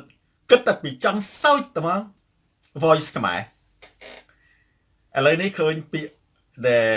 កសែតអីគេចុះប្រងព្រាតក្រសួងជាពិសេសក្រសួងសុខាភិបាលគេសរសេរពីពណ៌នាពីអតិទេពហ៊ុនសែនពីបញ្ច្រាស់ទិសមកពីអច្ឆរិយៈកូរ៉ូណាកាលពីមុនទៅទទួលលោកយាយកូរ៉ូណាហ៊ុនសែនទទួលងារថាជាបុរសបញ្ច្រាស់ទិសប្រឆាំងកូរ៉ូណារហូតមានការសរសេរសៀវភៅគ្រាន់តែសៀវភៅនោះបោះពុំភ្លាមកូរ៉ូណាទៅដល់ផ្ទះហ៊ុនសែនពេលដែលកូរ៉ូណាទៅដល់ផ្ទះហ៊ុនសែនបានតែងសេចក្តីនិទានរឿងមួយដែលឲ្យឈ្មោះថាព្រឹត្តិការណ៍3វិច្ឆិកាក្នុងអំឡុងពេលដែលហ៊ុនសែននិទានរឿងព្រឹត្តិការណ៍3វិច្ឆិកានោះហ៊ុនសែនគាត់បានទូរស័ព្ទឬអាមីអាថោងយល់ពីចិត្តហ៊ុនសែនទេថានឹងមានណាការជាសះស្បើយឆាប់ហើយគេបានហៅអាការជាសះស្បើយនោះថាជាអច្ឆរិយៈឥឡូវវាដូរអំពីណាកូរ៉ូណាវាដូរពីបញ្ច្រាស់ទិសកូរ៉ូណាវាមកពីអច្ឆរិយៈកូរ៉ូណាវិញឥឡូវយើងពិចារណារឿងអច្ឆរិយៈខ្ញុំថាមិនអីទេអច្ឆរិយៈក៏អច្ឆរិយៈទៅចុះប៉ុន្តែហេតុអីបានខ្ញុំលើកទៅនេះមកនិយាយប្រាប់បងប្អូនខ្ញុំគ្រាន់តែចង់ឲ្យបងប្អូននិយាយអំពីការបោកប្រាស់បន្តិចអាតនេះទី1បោកប្រាស់ទី2បញ្ជោខ្ញុំលើកទៅនេះខ្ញុំគ្រាន់តែចង់និយាយអំពីរបបបោកប្រាស់និងរបបបញ្ជោខ្ញុំនិយាយអំពីរបបបោកប្រាស់អានឹងមិនបាច់និយាយឡើងវិញសម្បូរចាំដូចខ្ញុំនិយាយថាបើគ្មាន Facebook សវណ្ណតារាផ្នែកកំណត់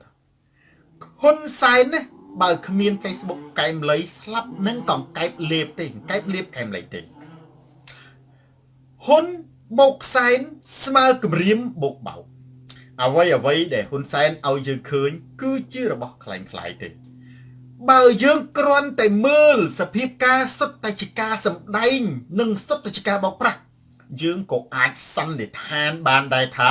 អ្វីដែលហ៊ុនសែនរៀបចំហ្នឹងណាអាចមានខ្លឹមសារតែងនិពន្ធពាក់កដាលរឿងជាមួយនឹងអញ្ចឹងបងប្អូនយើងដល់យូរទៅណាហ៊ុនសែនឆ្លងមែនតែនក៏លែងណាជឿដែរបងប្អូនហ៊ុនសែនបោកច្រើនពេកបងហ៊ុនសែនក៏សម្ដែងច្រើនពេកដល់តែពេលមែនតែនអញ្ចឹងបានជាបងប្អូនយើងកូវីដ -19 គ្រោះថ្នាក់លើពិភពលោកបងប្អូនទៅឆ្ងល់ចាកូវីដ -19 គ្រោះថ្នាក់លើពិភពលោកនៅអាមេរិកជាង20លាននៅបារាំងជាង2លានហើយនៅលើជុំវិញពិភពលោកណាតែជាង50លានណាគ្រាន់តែស្លាប់គឺរាប់លានអ្នកគ្រោះថ្នាក់មែនប៉ុន្តែនៅពេលណាដែលហ៊ុនសែននិយាយពីកូវីដ -19 ចង់បង្ហាញអំពីគ្រោះថ្នាក់ដូចនៅពិភពលោកដទៃទៀតដែរបង្ហាញវិធានការដូចនៅបារាំងដូចនៅអាមេរិកដូចនៅប្រទេសដែលគេកំពុងមានកូវីដ -19 ដែរមនុស្សវាចេះតែសង្ស័យហ៊ុនសែនបងប្អូនចេះតែឆ្ងល់ដែរចុំលោកគ្រូតើគេអាចយកអាកូវីដ -19 ហ្នឹងជាលេសដែរទេយើងចេះឆ្ងល់លេកូវីដ -19 លេសហ្មងវិញបងប្អូនគណៈបកប្រជាជនអាចថាកូវីដ -19 លេសមែនមើលនៅស្រុកបារាំងស្រុកដែលសូនតារាកំពុងទៅនៅនោះមិននេះជាង2លាននាក់ហើយតើហ៊ុនសែនអាចយកកូវីដ -19 ហ្នឹងគ្រាន់តែជាការសម្ដែងដើម្បីយកជំនួយបានដែរទេតែយកជំនួយសម្ដែងមិនកូវីដ -19 ណាសម្ដែងឲ្យមើលនៅអាមេរិកនេះ20លាននាក់អញ្ចឹងបងប្អូនសួរថាមិនមែនបងប្អូនយើងមិនចង់មិនមែនបងប្អូនណាពីតវិនមិនមែនបងប្អូនមិនជឿថាកូវីដ -19 គ្រោះថ្នាក់ទេមិនមែនបងប្អូនមិនជឿថាពិភពលោកនេះអត់កូវីដ -19 ទេប៉ុន្តែហេតុអីបានជាឲ្យតែហ៊ុនសែនចេញកូវីដ -19 ណាមនុស្សចេះតែអត់ជឿអានេះយើងត្រូវចេះមិនមែនមនុស្សមិនជឿអត់កូវីដ -19 ទេប៉ុន្តែដោយសារហ៊ុនសែនបោកពេកអានឹងដែលខ្ញុំចង់ឆ្លើយទៅណែអាការបោករបស់ហ៊ុនសែនហ្នឹងណាភូតច្រើនចាញ់អាត្មាភូតច្រើនចាញ់អាត្មាខ្ញុំនិយាយតចុះរដងដែលនិយាយចប់ឯរឿងអាតាពើទាំង4ហ្នឹងហើយនិយាយចប់ចុះអានឹងភូតច្រើនចាញ់អាត្មាព្រោះរឿងហ្នឹងអ្នកផ្សេងច្រើនទៀតហើយណា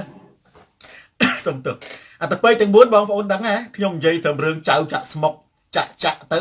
ណាទាំងមកតម្រៃទាំងនេះចៅចាក់ស្មុកហ្នឹងឈរតោងជាប់នៅដើមថ្នោតអាតសិតតែរឿងអ្នកលោភលន់ហើយចង់បានដល់ទៅពេលអាតពេកទាំង4ទៅដល់ហ្នឹងគេថាបើអ្នកជួយជីវិតខ្ញុំធ្វើខ្ញុំបំរើអ្នកអស់មួយជីវិតអាតពេកទាំង4អលឺអញ្ចឹងទៅយកកម្មាចងចូលគ្នាកកហើយឲ្យប្រឡែងមកធ្លាក់ចូលថ្នាក់ធ្លាក់មកពុកទៅបោកក្បាលងាប់អាហ្នឹងបងប្អូនដឹងតែរឿងហ្នឹងបន្តឯងមិនចប់ទៅនឹងទេណាបញ្ចប់តទៀតដល់តែពេលអញ្ចឹងទៅប្រាប់លោកយាយណាលោកយាយម្នាក់ឲ្យជួយលោកយាយម្នាក់ហ្នឹងថាឥឡូវធ្វើម៉េចឯងសពនឹងរុំឲ្យជួយថាម៉េចជួយយំប្រាប់អ្នកស្រុកថាប្តីគាត់នឹងស្លាប់ឥឡូវហ្នឹងគាត់ក្រលហេងលហាមអត់មាននីតិជួយយកប្តីខ្ញុំទៅដុតផងហើយ4នាក់ហ្នឹងណា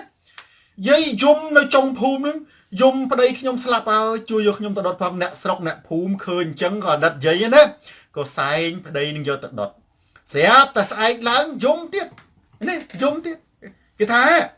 ប្តីយាយឯងមានតែម្នាក់ទៅហើយថាអត់ដឹងអ្មេចទេមិនទាន់ដាច់អាឡ័យពីខ្ញុំទេស្លាប់ហើយនឹងនៅតែមកទៀតយកអាតពេកទី2ទៅដុតទៀតស្អែកឡើងអាតពេកទី3ចុះ4នាក់ណោះយំទៀតអ្នកស្រុកអ្នកភូមិម៉ូម៉ៅក្តៅក្រហាយ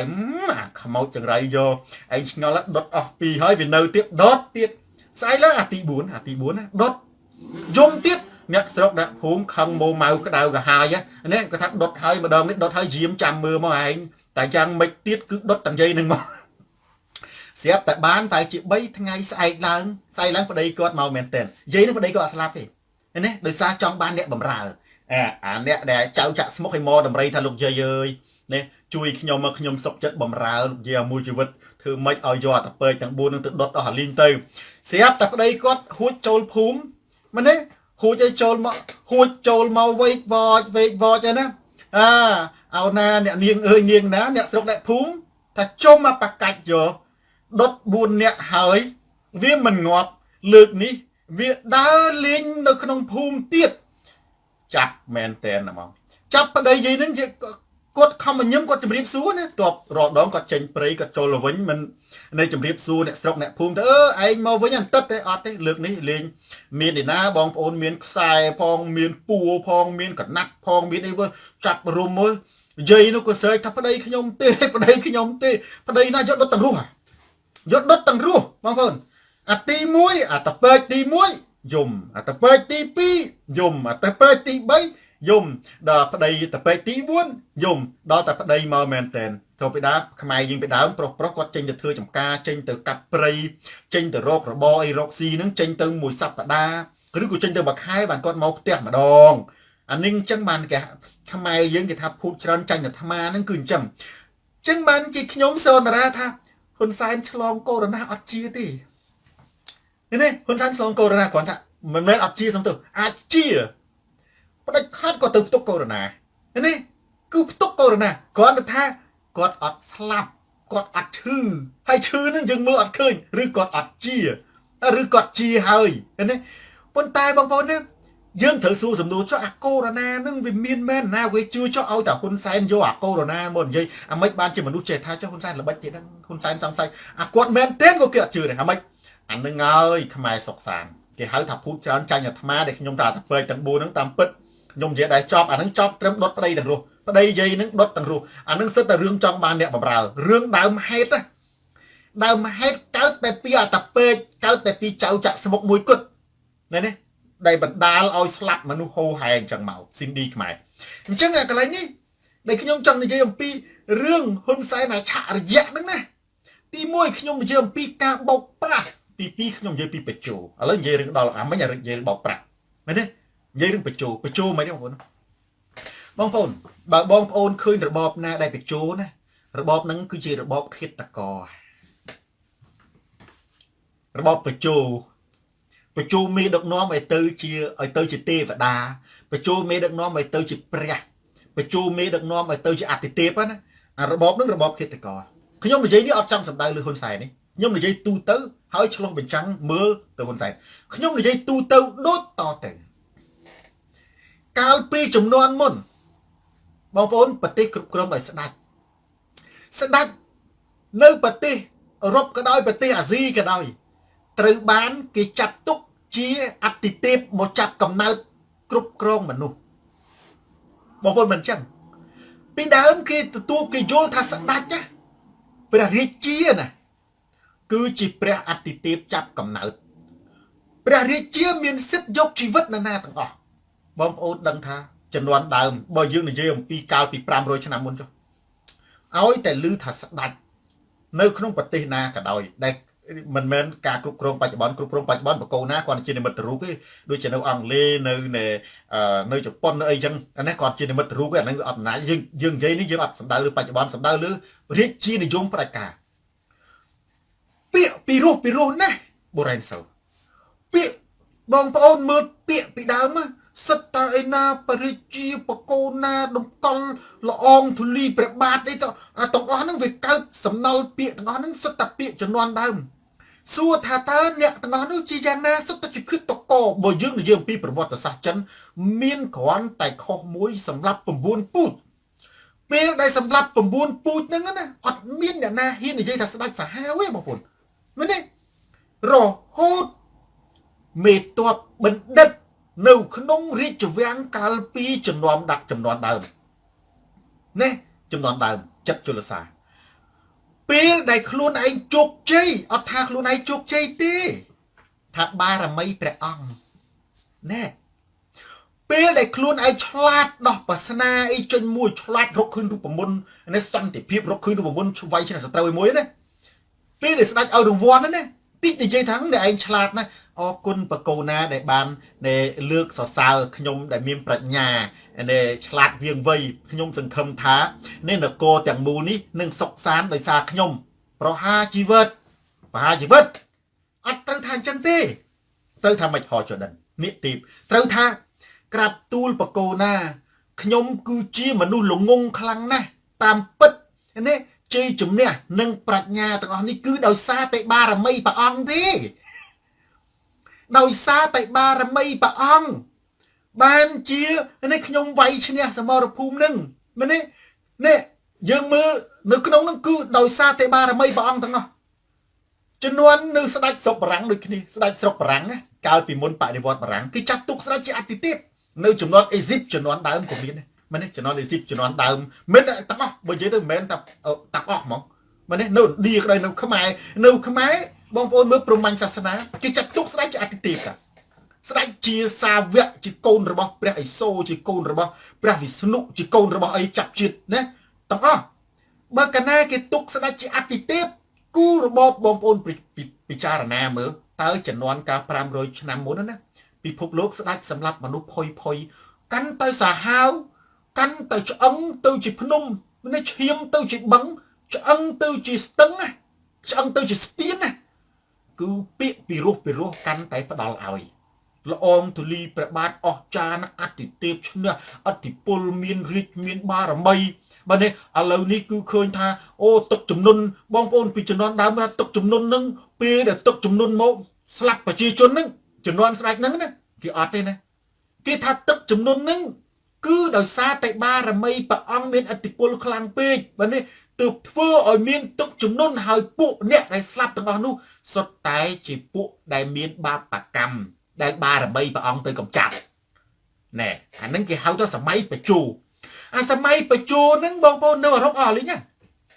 នៅអាមេរិកអស់លេងណាប៉ុន្តែគេនៅសល់ណាគេនៅសល់គេហៅថាពានរង្វាន់ឬការបាញ់សរសើរគេឈប់ទៅបញ្ជូក្នុងនាមជាឈ្មោះក្នុងនាមអីគេឲ្យជាបាញ់សរសើរអាហ្នឹងជារឿងទំនើបហើយណាគេឲ្យងារថាអ្នកឯងជាអតិទេពជាអីណាព្រឹទ្ធប្រឌិតជាអគ្គសេនាជាមហាធម្មពោជាមហាភិបាលជាចក្រីវង្សជាសេនាបតីជាអីណាជាក្រឡាហោមជាអីនេះស្រុកខ្មែរណាអាហ្នឹងគឺអញ្ចឹងណាគេអត់ឲ្យអាហ្នឹងទេគេឲ្យអ្នកហ្នឹងដូចនៅសាលាគេចាត់ទុកអ្នកហ្នឹងល្អគេឲ្យនេះអង្គការចាត់តាំងណាមួយឬក៏ក្រុមហ៊ុនណាមួយគេពេញចិត្ត Tiger Forest អាហ្នឹងគេឲ្យបាញ់សរសើរគេនេះគេឲ្យកិត្តិយសបាញ់កិត្តិយសអានឹងជាកិត្តិយសទេប៉ុន្តែបងប្អូននៅក្នុងប្រទេសកម្ពុជាបច្ចុប្បន្ននេះគឺគេប្រើពាក្យអច្ឆរិយៈគេប្រើពាក្យទៅលើហ៊ុនសែនហ្នឹងមានន័យថាម៉េចទេមានន័យថាបើទ្រឹស្ដីទូទៅប្រទេសដែលលើកមេដឹកនាំជាអតិទេពអច្ឆរិយៈគឺជាប្រទេសឃាតករនៅពេលដែលមេដឹកនាំគឺជាឃាតករសម្រាប់មនុស្ស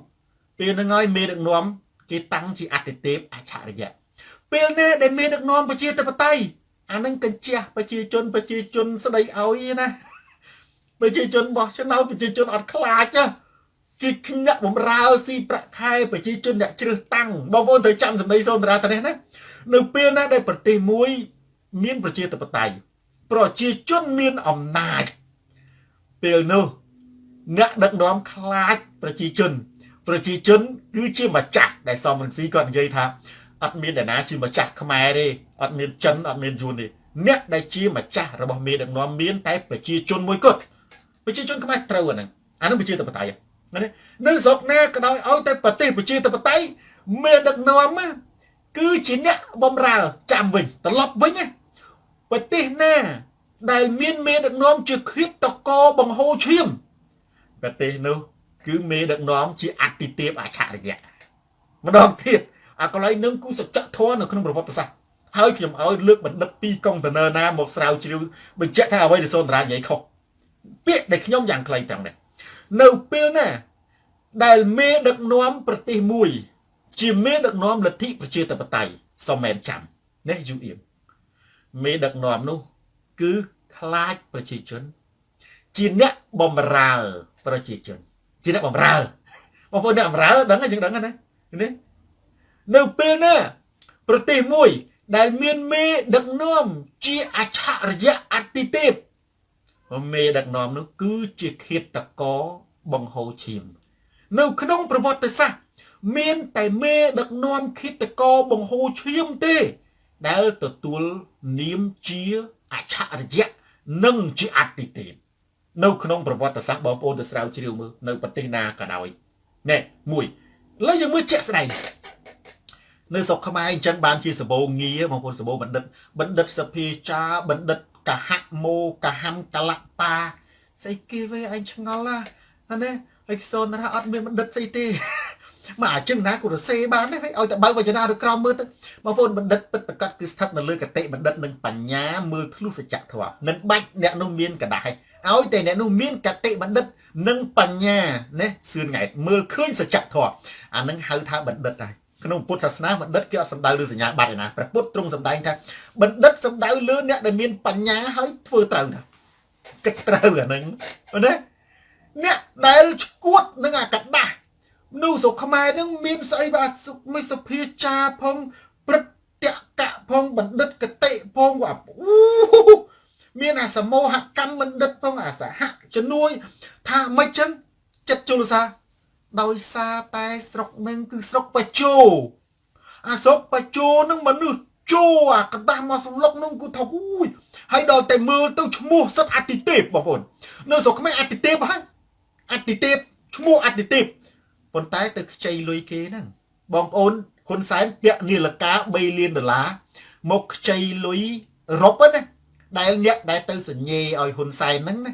មានលុយតិចជាងចៅហ៊ុនសែនណាបងប្អូនខ្ញុំនិយាយប៉ុណ្ណេះជូបៃដិនណាមានលុយតិចជាងចៅហ៊ុនសែនណាជូបៃដិនមានលុយតិចជាងបងប្អូនខ្ញុំនិយាយទៀតជឿចៅហ៊ុនសែនរស់ស៊ីទេបងប្អូនខ្ញុំនិយាយមួយម៉ាត់ទៀតដាលីសាត់ឆាជូបៃដិនណាមិនត្រឹមតែមានលុយតិចជាងចៅហ៊ុនសែនទេមានលុយតិចជាងអ្នកលក់លេទីខ្ញុំនិយាយលេងហេតុអីមិនថាចឹងនៅស្រុកជឿនលឿននៅស្រុកអាមេរិកនៅស្រុកបារាំងនេះណាអ្នករកស៊ីបានជាអ្នកមានដូចដូណាល់ត្រាំប៉ុន្តែអ្នកនយោបាយឬក៏អ្នកធ្វើការគឺអ្នកដែលមានជីវិតល្អដូចជីវិតគេអត់និយាយថាណាល្អជាងណាប៉ុន្តែបើនិយាយមកទ្របមិនមែនជាអ្នកមានទេជីវិតរបស់โจไบเดนតាំងពីដើមមកឥឡូវប្រពន្ធគាត់គ្រូបង្រៀនប្រពន្ធគាត់គ្រូបង្រៀនណាគ្រូបង្រៀននៅអាមេរិកគ្រូបង្រៀនភាសាអង់គ្លេសពេញម៉ោងដូចសូនតារាគ្រូបង្រៀនចឹងណាឧបមាគ្រូដែរបាទโจไบเดนគាត់ស៊ីប្រាក់ខែព្រឹទ្ធសភាដំបូងគាត់ធ្វើជាចវាយក្រុងមួយនៅរដ្ឋណាមួយចឹងទៅគាត់ស៊ីប្រាក់ខែចវាយក្រុងប្រាក់ខែវាមិនមែនតែមានដូចដូណាល់ត្រាំទេអត់មានទេក្រោយមកទៀតគាត់ជាប់សមាជិកព្រឹទ្ធសភាគាត់ស៊ីប្រាក់ខែព្រឹទ្ធសភារហូតគាត់ជាអនុប្រធានាធិបតីបន្ទាប់ពីអូបាម៉ាគាត់ស៊ីប្រាក់ខែអនុប្រធានាធិបតីនៅសេតវិមានក្រោយពីស៊ីប្រាក់ខែអនុប្រធានាធិបតីចប់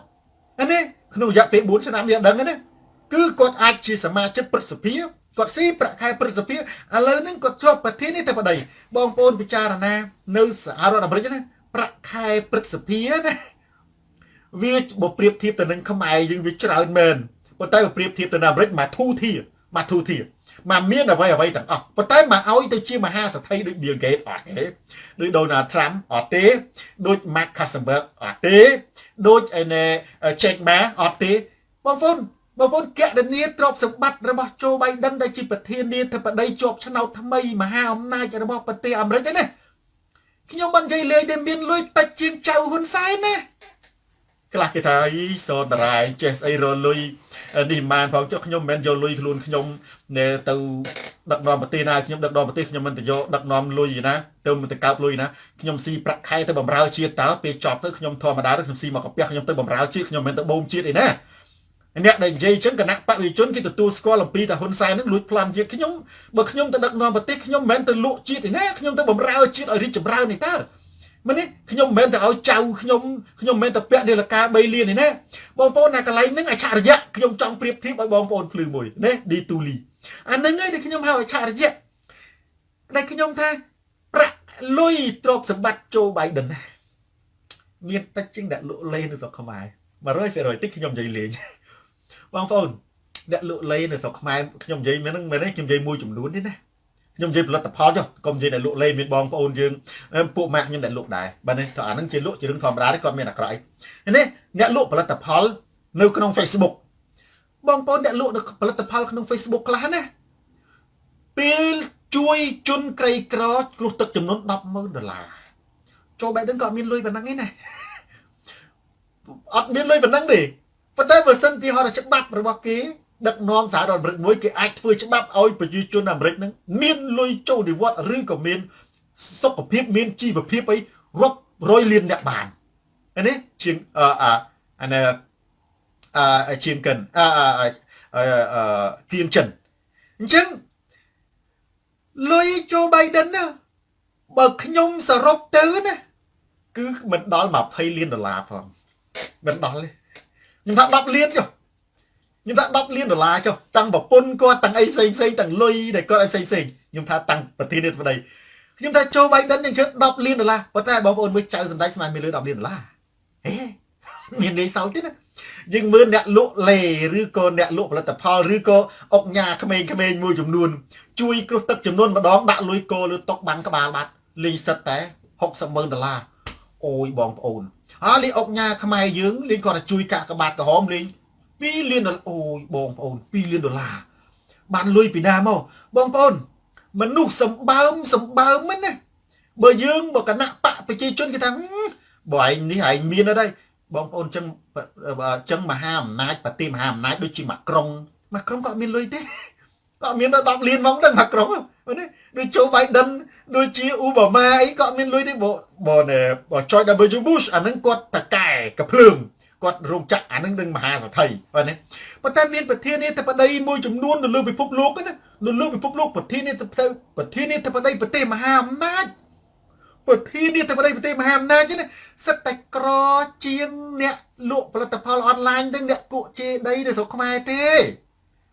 ហើយយើងមើលតែអ្នកណាសម្បើមនៅលើពិភពលោកតើអ្នកដែលឲ្យលុយទៅកាកបាទក្រហមហ្នឹងសម្បើមទេសម្បើមជាងអ៊ូបាម៉ាទេសម្បើមជាងJoe Bidenទេសម្បើមជាងម៉ាក្រុងទេអត់មានអីសម្បើមទេអាលុយវាគ្រាន់តែជារង្វាស់មួយទេមនុស្សសម្បើមគឺជាមនុស្សដែលបំរើមនុស្សជាតិមនុស្សដែលអ្នកបំរើមនុស្សជាតិមនុស្សដែលពិភពលោកគេទទួលស្គាល់អញ្ចឹងអាកន្លែងនេះណាប្រិយមិត្តសួរថាតើហ៊ុនសែនណាដែលជាមនុស្សអច្ឆរិយៈហ្នឹងយើងមើលតើគាត់ពាក់នាឡិកា$3 លានដើរទៅសុំទានអ្នកក្របើយើងប្រៀបធៀបទៅហ៊ុនសែនណាគ្រាន់តែលុយរបស់គាត់រាប់ពាន់លាន$គ្រាន់តែកូនចៅគាត់មួយលុយរាប់លាន$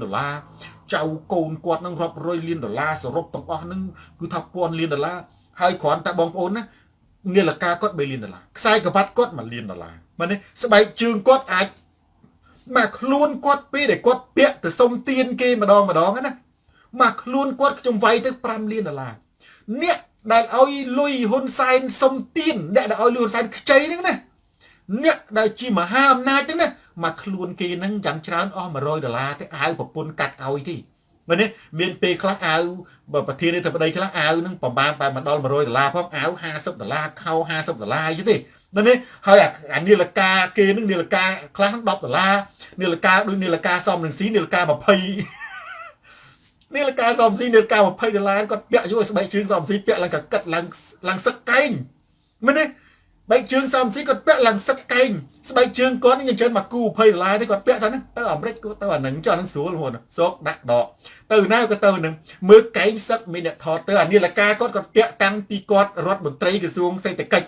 ណានៅឆ្នាំ93រហូតមកទល់ឥឡូវហ្នឹងឡើងដូរតែខ្សែទៅដាច់ដូរខ្សែនាឡិកាគាត់ហ្នឹងនៅស្រុកខ្មែរថោកនេះនៅស្រុកបារាំងកោ$20គេថាងាប់ហើយលោកធាននាឡិកានៅស្រុក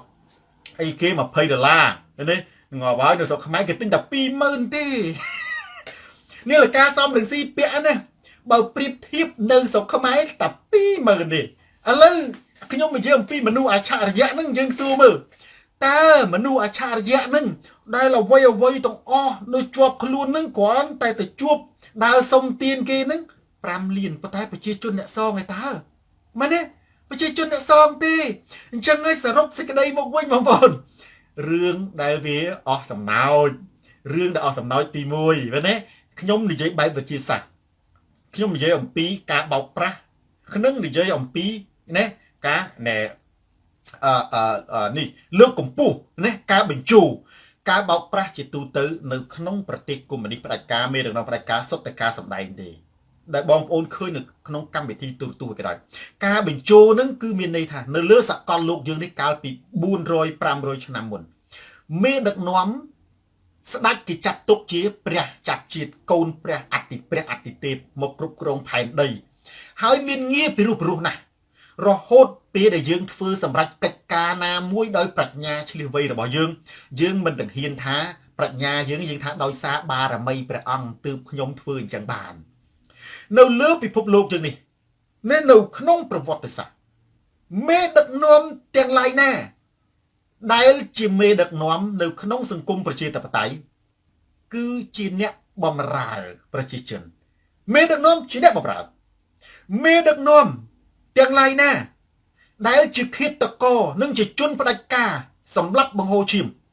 មេដឹកនាំនោះគឺជាមនុស្សអតិទេពនិងអច្ឆរិយៈហើយអ្វីដែលសូនតារានិយាយនេះអត់សំដៅទៅលើតែហ៊ុនសែនទេអត់សំដៅទៅលើហ៊ុនសែនទេគឺសំដៅទៅលើទ្រឹស្ដីវិទ្យាសាស្ត្រនយោបាយប្រវត្តិសាស្ត្រហើយបងប្អូនទៅស្រាវជ្រាវមើលបើថាខុសបច្ចុប្បន្នណាដូចជានៅបារាំងលែងមានអ្នកអច្ឆរិយៈអីមានគេដេញចេញដូចនៅអង់គ្លេសលែងមានអច្ឆរិយៈនៅស្វីសលែងមានអច្ឆរិយៈពីដើមមានដូចគ្នាដូចនៅកូរ៉េខាងត្បូងមានអ្នកអច្ឆរិយៈនេះមានតែអ្នកបម្រើនិយាយឲ្យខ្លីទៅនៅក្នុងសង្គមប្រជាធិបតេយ្យមេដឹកនាំអ្នកបម្រើនៅក្នុងសង្គមផ្ដាច់ការដែលមានមេដឹកនាំជាឃាតករសម្រាប់ហុតឈាមមនុស្សមេដឹកនាំនោះគឺជាមនុស្សអច្ឆរិយៈហើយអត់ខុសទេនៅក្នុងប្រវត្តិសាស្ត្រសម័យអង្គរក៏ដោយចឹងប្រិយមិត្ត share វីដេអូនេះទៅកាន់ប្រិយមិត្តដទៃទៀតទូរទស្សន៍សូនតារាស្រាតខោជនផ្ដាច់ការចាលៈផ្លាស់ប្ដូរផ្នែកគំនិតយើងឈានចូលទៅដល់របៀបរយៈចុងក្រោយវិចិត្រសួននិងអភិវឌ្ឍគំនិតថ្មីគឺសំណួរចម្លើយនិងបញ្ហាផ្សេងលោកគ្រូនិយាយបានល្អអាត្មាចូលចិត្តស្ដាប់បដាច់ព្រះគុណអភិវឌ្ឍគំនិតថ្មីតាណាមើលអត់ឃើញទេបងប្អូន live ផ្សាយផ្ទាល់ដល់ថ្ងៃមើលពេលដែលនេះនឹងជំការប្រសង់មានអ្នកខ្លះពាក់អាវក្រហមអញ្ចឹងទៅយើងអត់ដឹងទេណាចឹងអាចធម្មតាហើយយើងមើលឃើញទេបាទអញ្ចឹងបាទខ្ញុំហៅឈ្មោះជាទូទៅដើម្បីយុត្តិធម៌ដូចយើងហៅដូណាល់ត្រាំហៅโจ បៃដិនហៅឈ្មោះចឹងតែមកបាទដូចយើងហៅជំការហៅសំរងស៊ីកុងសុខាបាទអានេះហៅឈ្មោះអត់មានខុសណាអ្នកនយោបាយមនុស្សកំពូលគេហៅឈ្មោះទៅដូចយើងមហាថ្មគុន្ធីយើងមិនដែលហៅលោកមហាថ្មគុន្ធីណាអ៊ុងសាងស៊ូជីយើងមិនដែលហៅអ្នកស្រីឯណាយើងនិយាយដាច់ចឹងមកអ្នកស្រីហ្នឹងគេនិយាយម្ដងអីទេបាទដូចមហាថ្មគុន្ធី Nelson Mandela Aristotle មិនឯកឧត្តម Aristotle ទេតែទស្សនវិទូល្បីល្បាញដេកាតអីចឹងទៅគេមិនហៅឯកឧត្តមដេកាតគេមិនដែលនិយាយចឹងជាទូទៅកំពូលមនុស្សល្បីគេហៅឈ្មោះមកសូនតារាចឹងមែនទេហ៊ុនសែនចឹងម៉ាក្រុងមែនទេដូណាល់ត្រាំโจ បៃដិនមែនទេមហាថ្មគុន្ធីមហាធៀមហាម៉ាត់អាហ្នឹងគេហៅឈ្មោះចឹងបងមែនទេគឺដែលប្រយុទ្ធច័ន្ទឧចា គេហៅថាចឹងមែនទេគឺគេអត់ហៅមានអីទេអាហ្នឹងយើងឲ្យខ្លីណាបាទសគុណផ្ទាល់ចប់សុខាស្រីពៅម៉ាក់ខ្ញុំចូលចិត្តស្ដាប់បងប្រុសណាសច្ចធម៌មែនទេហើយខ្ញុំពេលដែលខ្ញុំលើកឡើងខ្ញុំតែងតែបើកលំហឲ្យអ្នកណាយកអីមកចំទាស់ខ្ញុំឧទាហរណ៍ខ្ញុំនិយាយចឹងនេះខ្ញុំឲ្យរកអ្នកណារកអីមកចំទាស់ខ្ញុំនៅក្នុងវិទ្យាសាស្ត្រនយោបាយប្រវត្តិសាស្ត្រឲ្យសុខទុច្ចស្រាវជ្រាវមកចំទាស់មកខ្ញុំប្រទេសកាន់លទ្ធិប្រជាធិបតេយ្យនិងប្រទេសទំនើបបច្ចុប្បន្នណាមេដឹកនាំជាអ្នកបម្រើជ្រើសតាំងដោយប្រជាជនបោះឆ្នោតនិយាយខ្លីប្រទេសប្រជាធិបតេយ្យប្រទេសទំនើបមេដឹកនាំអ្នកបម្រើប្រទេសផ្ដាច់ការសម្រាប់មនុស្សរំលោភសិទ្ធិមនុស្សមេដឹកនាំគឺជាអតិទេពនិងអច្ឆរិយៈបងប្អូនមើលស្រុកខ្មែរយើងសិតតែអតិទេពដើរសុំទៀនតាអតិទេពឈ្មោះយើងគាត់ឈ្មោះសិតតែឈ្មោះបាទណាអានឹងងារណាដូចជាសម្ដេចអគ្គមហាសេនាបតីតេជោហ៊ុនសែនបងប្អូនមើលបាទនេះអានឹងសម្ដេចធម្មពោធិបាលអីអានមិនត្រូវទេឈ្មោះវាពិបាកពេកធម្មពោធិសាលជាស៊ីមសម្ដេចមហាចក្រីអគ្គមហាចក្រីហេងសំរិនសម្ដេចក្រឡាហោមសខេងសម្ដេចស្អីណាអត់ដឹងដល់ទាបាញ់នឹងសម្ដេចស្អីទាបាញ់សម្ដេចអីគេអានឹងក៏មិនចាប់អារម្មណ៍បាទមានសម្ដេចអីថាច្រើនសម្ដេចជីវាវាំងអានឹងគឺមានន័យថាគេដឹងថាស្រុកខ្មែរហើយរឿងអានឹងអតិទេពណាហើយសិនអ្នកសុំលុយទេមនុស្សឆារយៈអានឹងដើរសុំលុយគេសេដ្ឋកិច្ចស្រុកខ្មែរណាអត់មានអាជីវកម្មផលិតឡានអត់មានឧស្សាហកម្មបច្ចេកវិទ្យា technology ផលិតទូរស័ព្ទដៃនៅកូរ៉េ Samsung អត់មានកសិកម្មខ្លាំងជាងវៀតណាមអត់មានកសិកម្មខ្លាំងជាងថៃទេគឺសុំទាននៅស្រុកនៅលើពិភពលោកយើងនេះណាព្រះគឺជាអ្នកឲ្យបើកាលណាគេនិយាយពីព្រះអតិទេពណាមិនមែនជាអ្នកយកទេអ្នកឲ្យនេះមិនចឹងព្រះអ្នកបង្កើតមនុស្សមែនយើងមានអីទៅឲ្យតែយើងទៅឲ្យព្រះអត់ត្រូវការពីយើងទេយើងទេដែលត្រូវការពីព្រះអានឹងគឺទ្រឹស្ដីសាសនាណាព្រះមានត្រូវការពីយើងបងប្អូនណាទឹកដីភ្លើងខ្យល់ដង្ហើមជីវិតរូបរាងជីវិតណាយើងសុំអានេះគឺយើងសុំពីព្រះណាព្រះគឺឲ្យទូនាទីរបស់ព្រះគឺឲ្យចិញ្ចឹមរក្សាមែនទេហើយដល់មនុស្សយកអីទៅឲ្យអត់ទេអានឹងវាអានឹងទ្រឹស្ដីផ្សេងអានឹងទ្រឹស្ដីទស្សនវិជ្ជាទេទ្រឹស្ដីទស្សនវិជ្ជាគេថាអញ្ចឹងណាគេថាអ្នកដែលមានជំនឿនេះគេថាព្រះ គឺជាអ្នកឲ្យចិញ្ចឹមរក្សាបំផ្លាញនៅក្នុងព្រហ្មញ្ញសាសនាមានមានព្រះបង្កើតព្រះព្រហ្មមែនទេព្រះការពារព្រះវិស្ណុព្រះបំផ្លាញព្រះនៃព្រះបំផ្លាញព្រះគេណាមើលមិនព្រះព្រហ្មព្រះវិស្ណុព្រះណាអេសូណាទេបាទព្រះអេសូព្រះបំផ្លាញត្រូវតួនាទីគេបែងចែកចឹងតាអញ្ចឹងអ្នកឲ្យអ្នកទាំងអស់មនុស្សយើងអត់ឲ្យអីបានទេឥឡូវខ្ញុំចង់និយាយថាចេះអានេះខ្ញុំនិយាយបើកវងកញ្ចក់វៃនេះខ្ញុំចង់គាត់ចង់និយាយថាចេះថាមានតែស្រុកខ្មែរនេះដែលព្រះសុំទានមើលណាអតិទេពសុំទានបើនិយាយអំពីបារមីនេះក៏កំពូលបារមីអសិទ្ធដាច់ចាស់ដាច់ជួបារមីមហា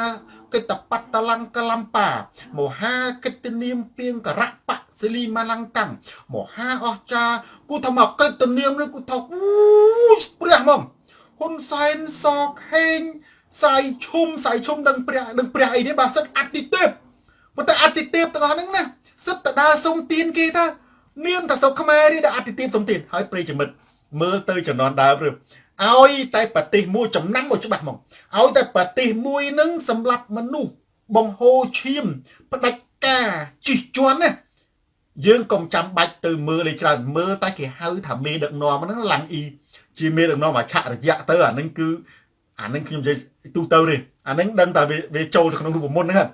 រូបមន្តហ្នឹងវាអញ្ចឹងប៉ុន្តែឲ្យតែឃើញថាមេដឹកនាំជាបម្រើអាហ្នឹងប្រជាធិបតេយ្យឲ្យតែប្រទេសណាដែលមានមេដឹកនាំអច្ឆរិយៈហើយអតិទេពអាហ្នឹងគឺឃាតករហើយច្បាស់ណាស់នៅក្នុងប្រទេសកម្ពុជានេះព្រះទាំងអស់សិតតែដើរសុំទានតែងតាំងខ្លួនឯងជាព្រះអស់លេងហើយមានអីទៀតតែងតាំងជាអតិទេពអស់លេងហើយណាសង្ឃុំស៊ូសានសបាទអូនហុងអូនស្រីមឿនបាទសូដេតសុតបាទប្រពុតឲ្យបាទធម្មទានគឺអត់មានយកអីពីយើងទេអត់មានត្រូវការរីកបលាំងអត់មានត្រូវការមាសអត់មានត្រូវការពេជ្រគឺឲ្យទាំងអស់ឲ្យហ្មងមែនឲ្យសច្ចធម៌ឲ្យនេះឲ្យបញ្ញាឲ្យយើងទទួលមិនទទួលសាច់តែយើងប៉ុន្តែគឺឲ្យអញ្ចឹងបានគេថាគ្មានអំណាចអ្វីស្មើនឹងអំណាចឲ្យទេបាទរំអ៊ីម៉ាំបាទភ្លឺណាស់ថ្ងៃនេះនៅក្នុងស្រុកណានេះគេនិយាយនៅក៏កណាគេនិយាយអំពីអតិទេពនិយាយពីព្រះណានៅក្នុងសាសនាណាក៏ដោយពុទ្ធសាសនាក៏ដោយព្រហ្មញ្ញសាសនាក៏ដោយគឺជាអ្នកដែលឲ្យរក្សាការពារណាគឺអត់ត្រូវការយើងទេតែនៅក្នុងប្រទេសកម្ពុជាជាហៅតាបែរជាព្រះអតិទេពនឹងគឺជាអ្នកសុំទានវិញហើយដូចខ្ញុំគ្រាន់តែនិយាយណាโจ Biden ណាក្រជាងចៅហ៊ុនសែនโจ Biden ណាមានលុយមកដល់$10 លានផងក្រជាងអ្នកលក់ដីនៅស្រុកខ្មែរឲ្យកាក់កបាតក្រហម$2-3 លានផងបាទនេះប្រធានាធិបតីខ្លះនៅប្រទេសមហាអំណាចឯណានាឡិកាមួយតែ$10ទេហ៊ុនសែនដែលជាអ្នកសុំទានអ្នកពាក់នាឡិកា$10ណាពាក់នាឡិកាមួយ$3 លានជាងសរុបមកតួខ្លួនគ្រាន់តែជួបគ្រាន់តែទៅសុំទានគេហ្នឹងណាតម្លៃដែលនៅជាប់ខ្លួនគាត់ហ្នឹងគឺ$5 លានបាទខ្មែរ Happy Pal បាទខ្មែរអង្គរតារាស្វីទីលោកគ្រូស្រុករំដួលមានព្រះក្បត់ជាតិទៀតណាបាទអញ្ចឹងបានថាតើហើយមេងហួរ MH ជារឿងត្រឹមត្រូវអត់បើបាក់អត់សំខាន់ទេបាទបាក់ជឿងនិយាយត្រឹមត្រូវអាយ៉ងទោះធ្វើម៉េចក៏នៅតែអាយ៉ង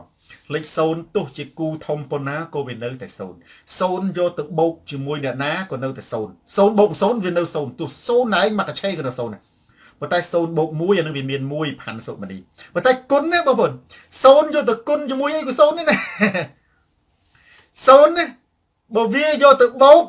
ហើយនឹងចែកអានឹងគឺអត់ដឹងទេតែបើសិនយកទៅគុណណាគុណ0គុណនឹង1លានស្មើ0បងប្អូនអត់ដឹងគណិតវិទ្យា0គុណ1លានស្មើ0មិនចុះនេះ1ម្ដង1 2ដង2 3ដង3 2ម្ដង2 2ដង4មែនទេចុះ0ម្ដង0 02ដង0 02បងប្អូនយកលេខ02មកដាក់មកមែនទេ03ដង0 04ដង0អាដងអា0ដងហ្នឹងណាចង់យក0នឹងមកទម្រាបឯងដកអានន្តបូកអានន្តលេខគុណណាបងប្អូន0គុណនឹងប្រមាណក៏0ដែរលើកលែងតែបូក0បូក1ឧទាហរណ៍គណៈបកសង្គ្រោះជាតិមានប្រមាណយើងទៅបូកគណៈបកសង្គ្រោះជាតិមាន55កៅអីបើនេះទៅបូកជាមួយនឹងគណៈបកយ៉ាងសង្កមាមាន0ស្មើប៉ុន្មាននេះស្មើ55បើ0អត់មានទេប៉ុន្តែបើអា0នឹងយកទៅគុណណា គូថាគុណប្រមាណក៏សូនដែរបងប្អូនមិនមួយម្ដងមិនមួយចុះមួយពីរដងមិនពីរពីរម្ដងមិនពីរពីរពីរដង4ចុះសូនម្ដងសូនសូនពីរដងសូនសូន3ដងសូនសូនប្រមាណក៏នៅសូនដែរអញ្ចឹងអានឹងវាអត់សំខាន់ទេណាព្រំញីយមនឹងដែលខ្ញុំសរសេរអត្ថបទមួយនឹងគឺចសច្ចធម៌ហើយអានឹងនោះអំណាចប្រមូលផ្ដុំអំណាចផ្ដាច់ការនៅហ៊ុនសែនណាបែរទៅច្បាំងធ្វើសង្គ្រាមដណ្ដើមអំណាចពីលោកសង្ឃដណ្ដើមរាជបល្ល័ង្កពីប៉ាអិនណាដែលខ្ញុំធៀបថាបងត្រីនៅឯបឹងទៅលីសំណាញ់ឡើងដើមថ្នោតអាហ្នឹងវិធីបោកលុយងាយងាយប៉ុន្តែហាមយាយចាស់ពុកម៉ែបងប្អូនទៅតែឪសម្គាល់ថាជាសត្វនរកណាប៉ាម៉ែដេញចេញព្រាមអញ្ចឹងហើយត្រូវការតែកំឡោះទេអញ្ចឹងហើយបងប្អូនយើងក៏តែងកំណាបរឿងស្ដាប់សូនតារាកើនបញ្ញាស្ដាប់ខឹមវាសនាប្រេងឆាឡើងថ្លៃរហូតមកទោះឥឡូវខ្ញុំនៅតែមិនយល់ថាម៉េចបានទៅជាប្រេងឆាឡើងថ្លៃបាទអាសនាប៉ាប៉ាឡូណានៅសូនគាត់ថាសូន5ដងបងប្អូនសរសេរលេខសូនឲ្យគ្រប់5សូនបងប្អូនយកសូនសរសេរលឿនជាងសូនឲ្យយកគុណ5ណាអានឹងគឺវាទៅអញ្ចឹងទេបាទវងសុគន្ធាលោកគ្រូខ្ញុំទៅលេងស្រុកខ្មែរខ្លាចតែដើរបុកសម្ដេចព្រោះសម្ដេចច្រើនពេកអានឹងបាននេះសិតតអតិទេពសុំទានហ្នឹងហើយបងប្អូនពាក្យថាព្រះគឺប្រសើរអស្ចារ្យនៅក្នុងពុទ្ធសាសនាគឺគេហៅថាអស្ចារ្យកំពូលមួយទៀតនៅក្នុងសាសនាដទៃទៀតដូចជាព្រហ្មញ្ញសាសនាអតិទេពព្រហ្មញ្ញផ្សេងណាព្រះគឺជាអ្នកឲ្យទេបាទមិនមែនជាអ្នកយកអីពីយើងទេ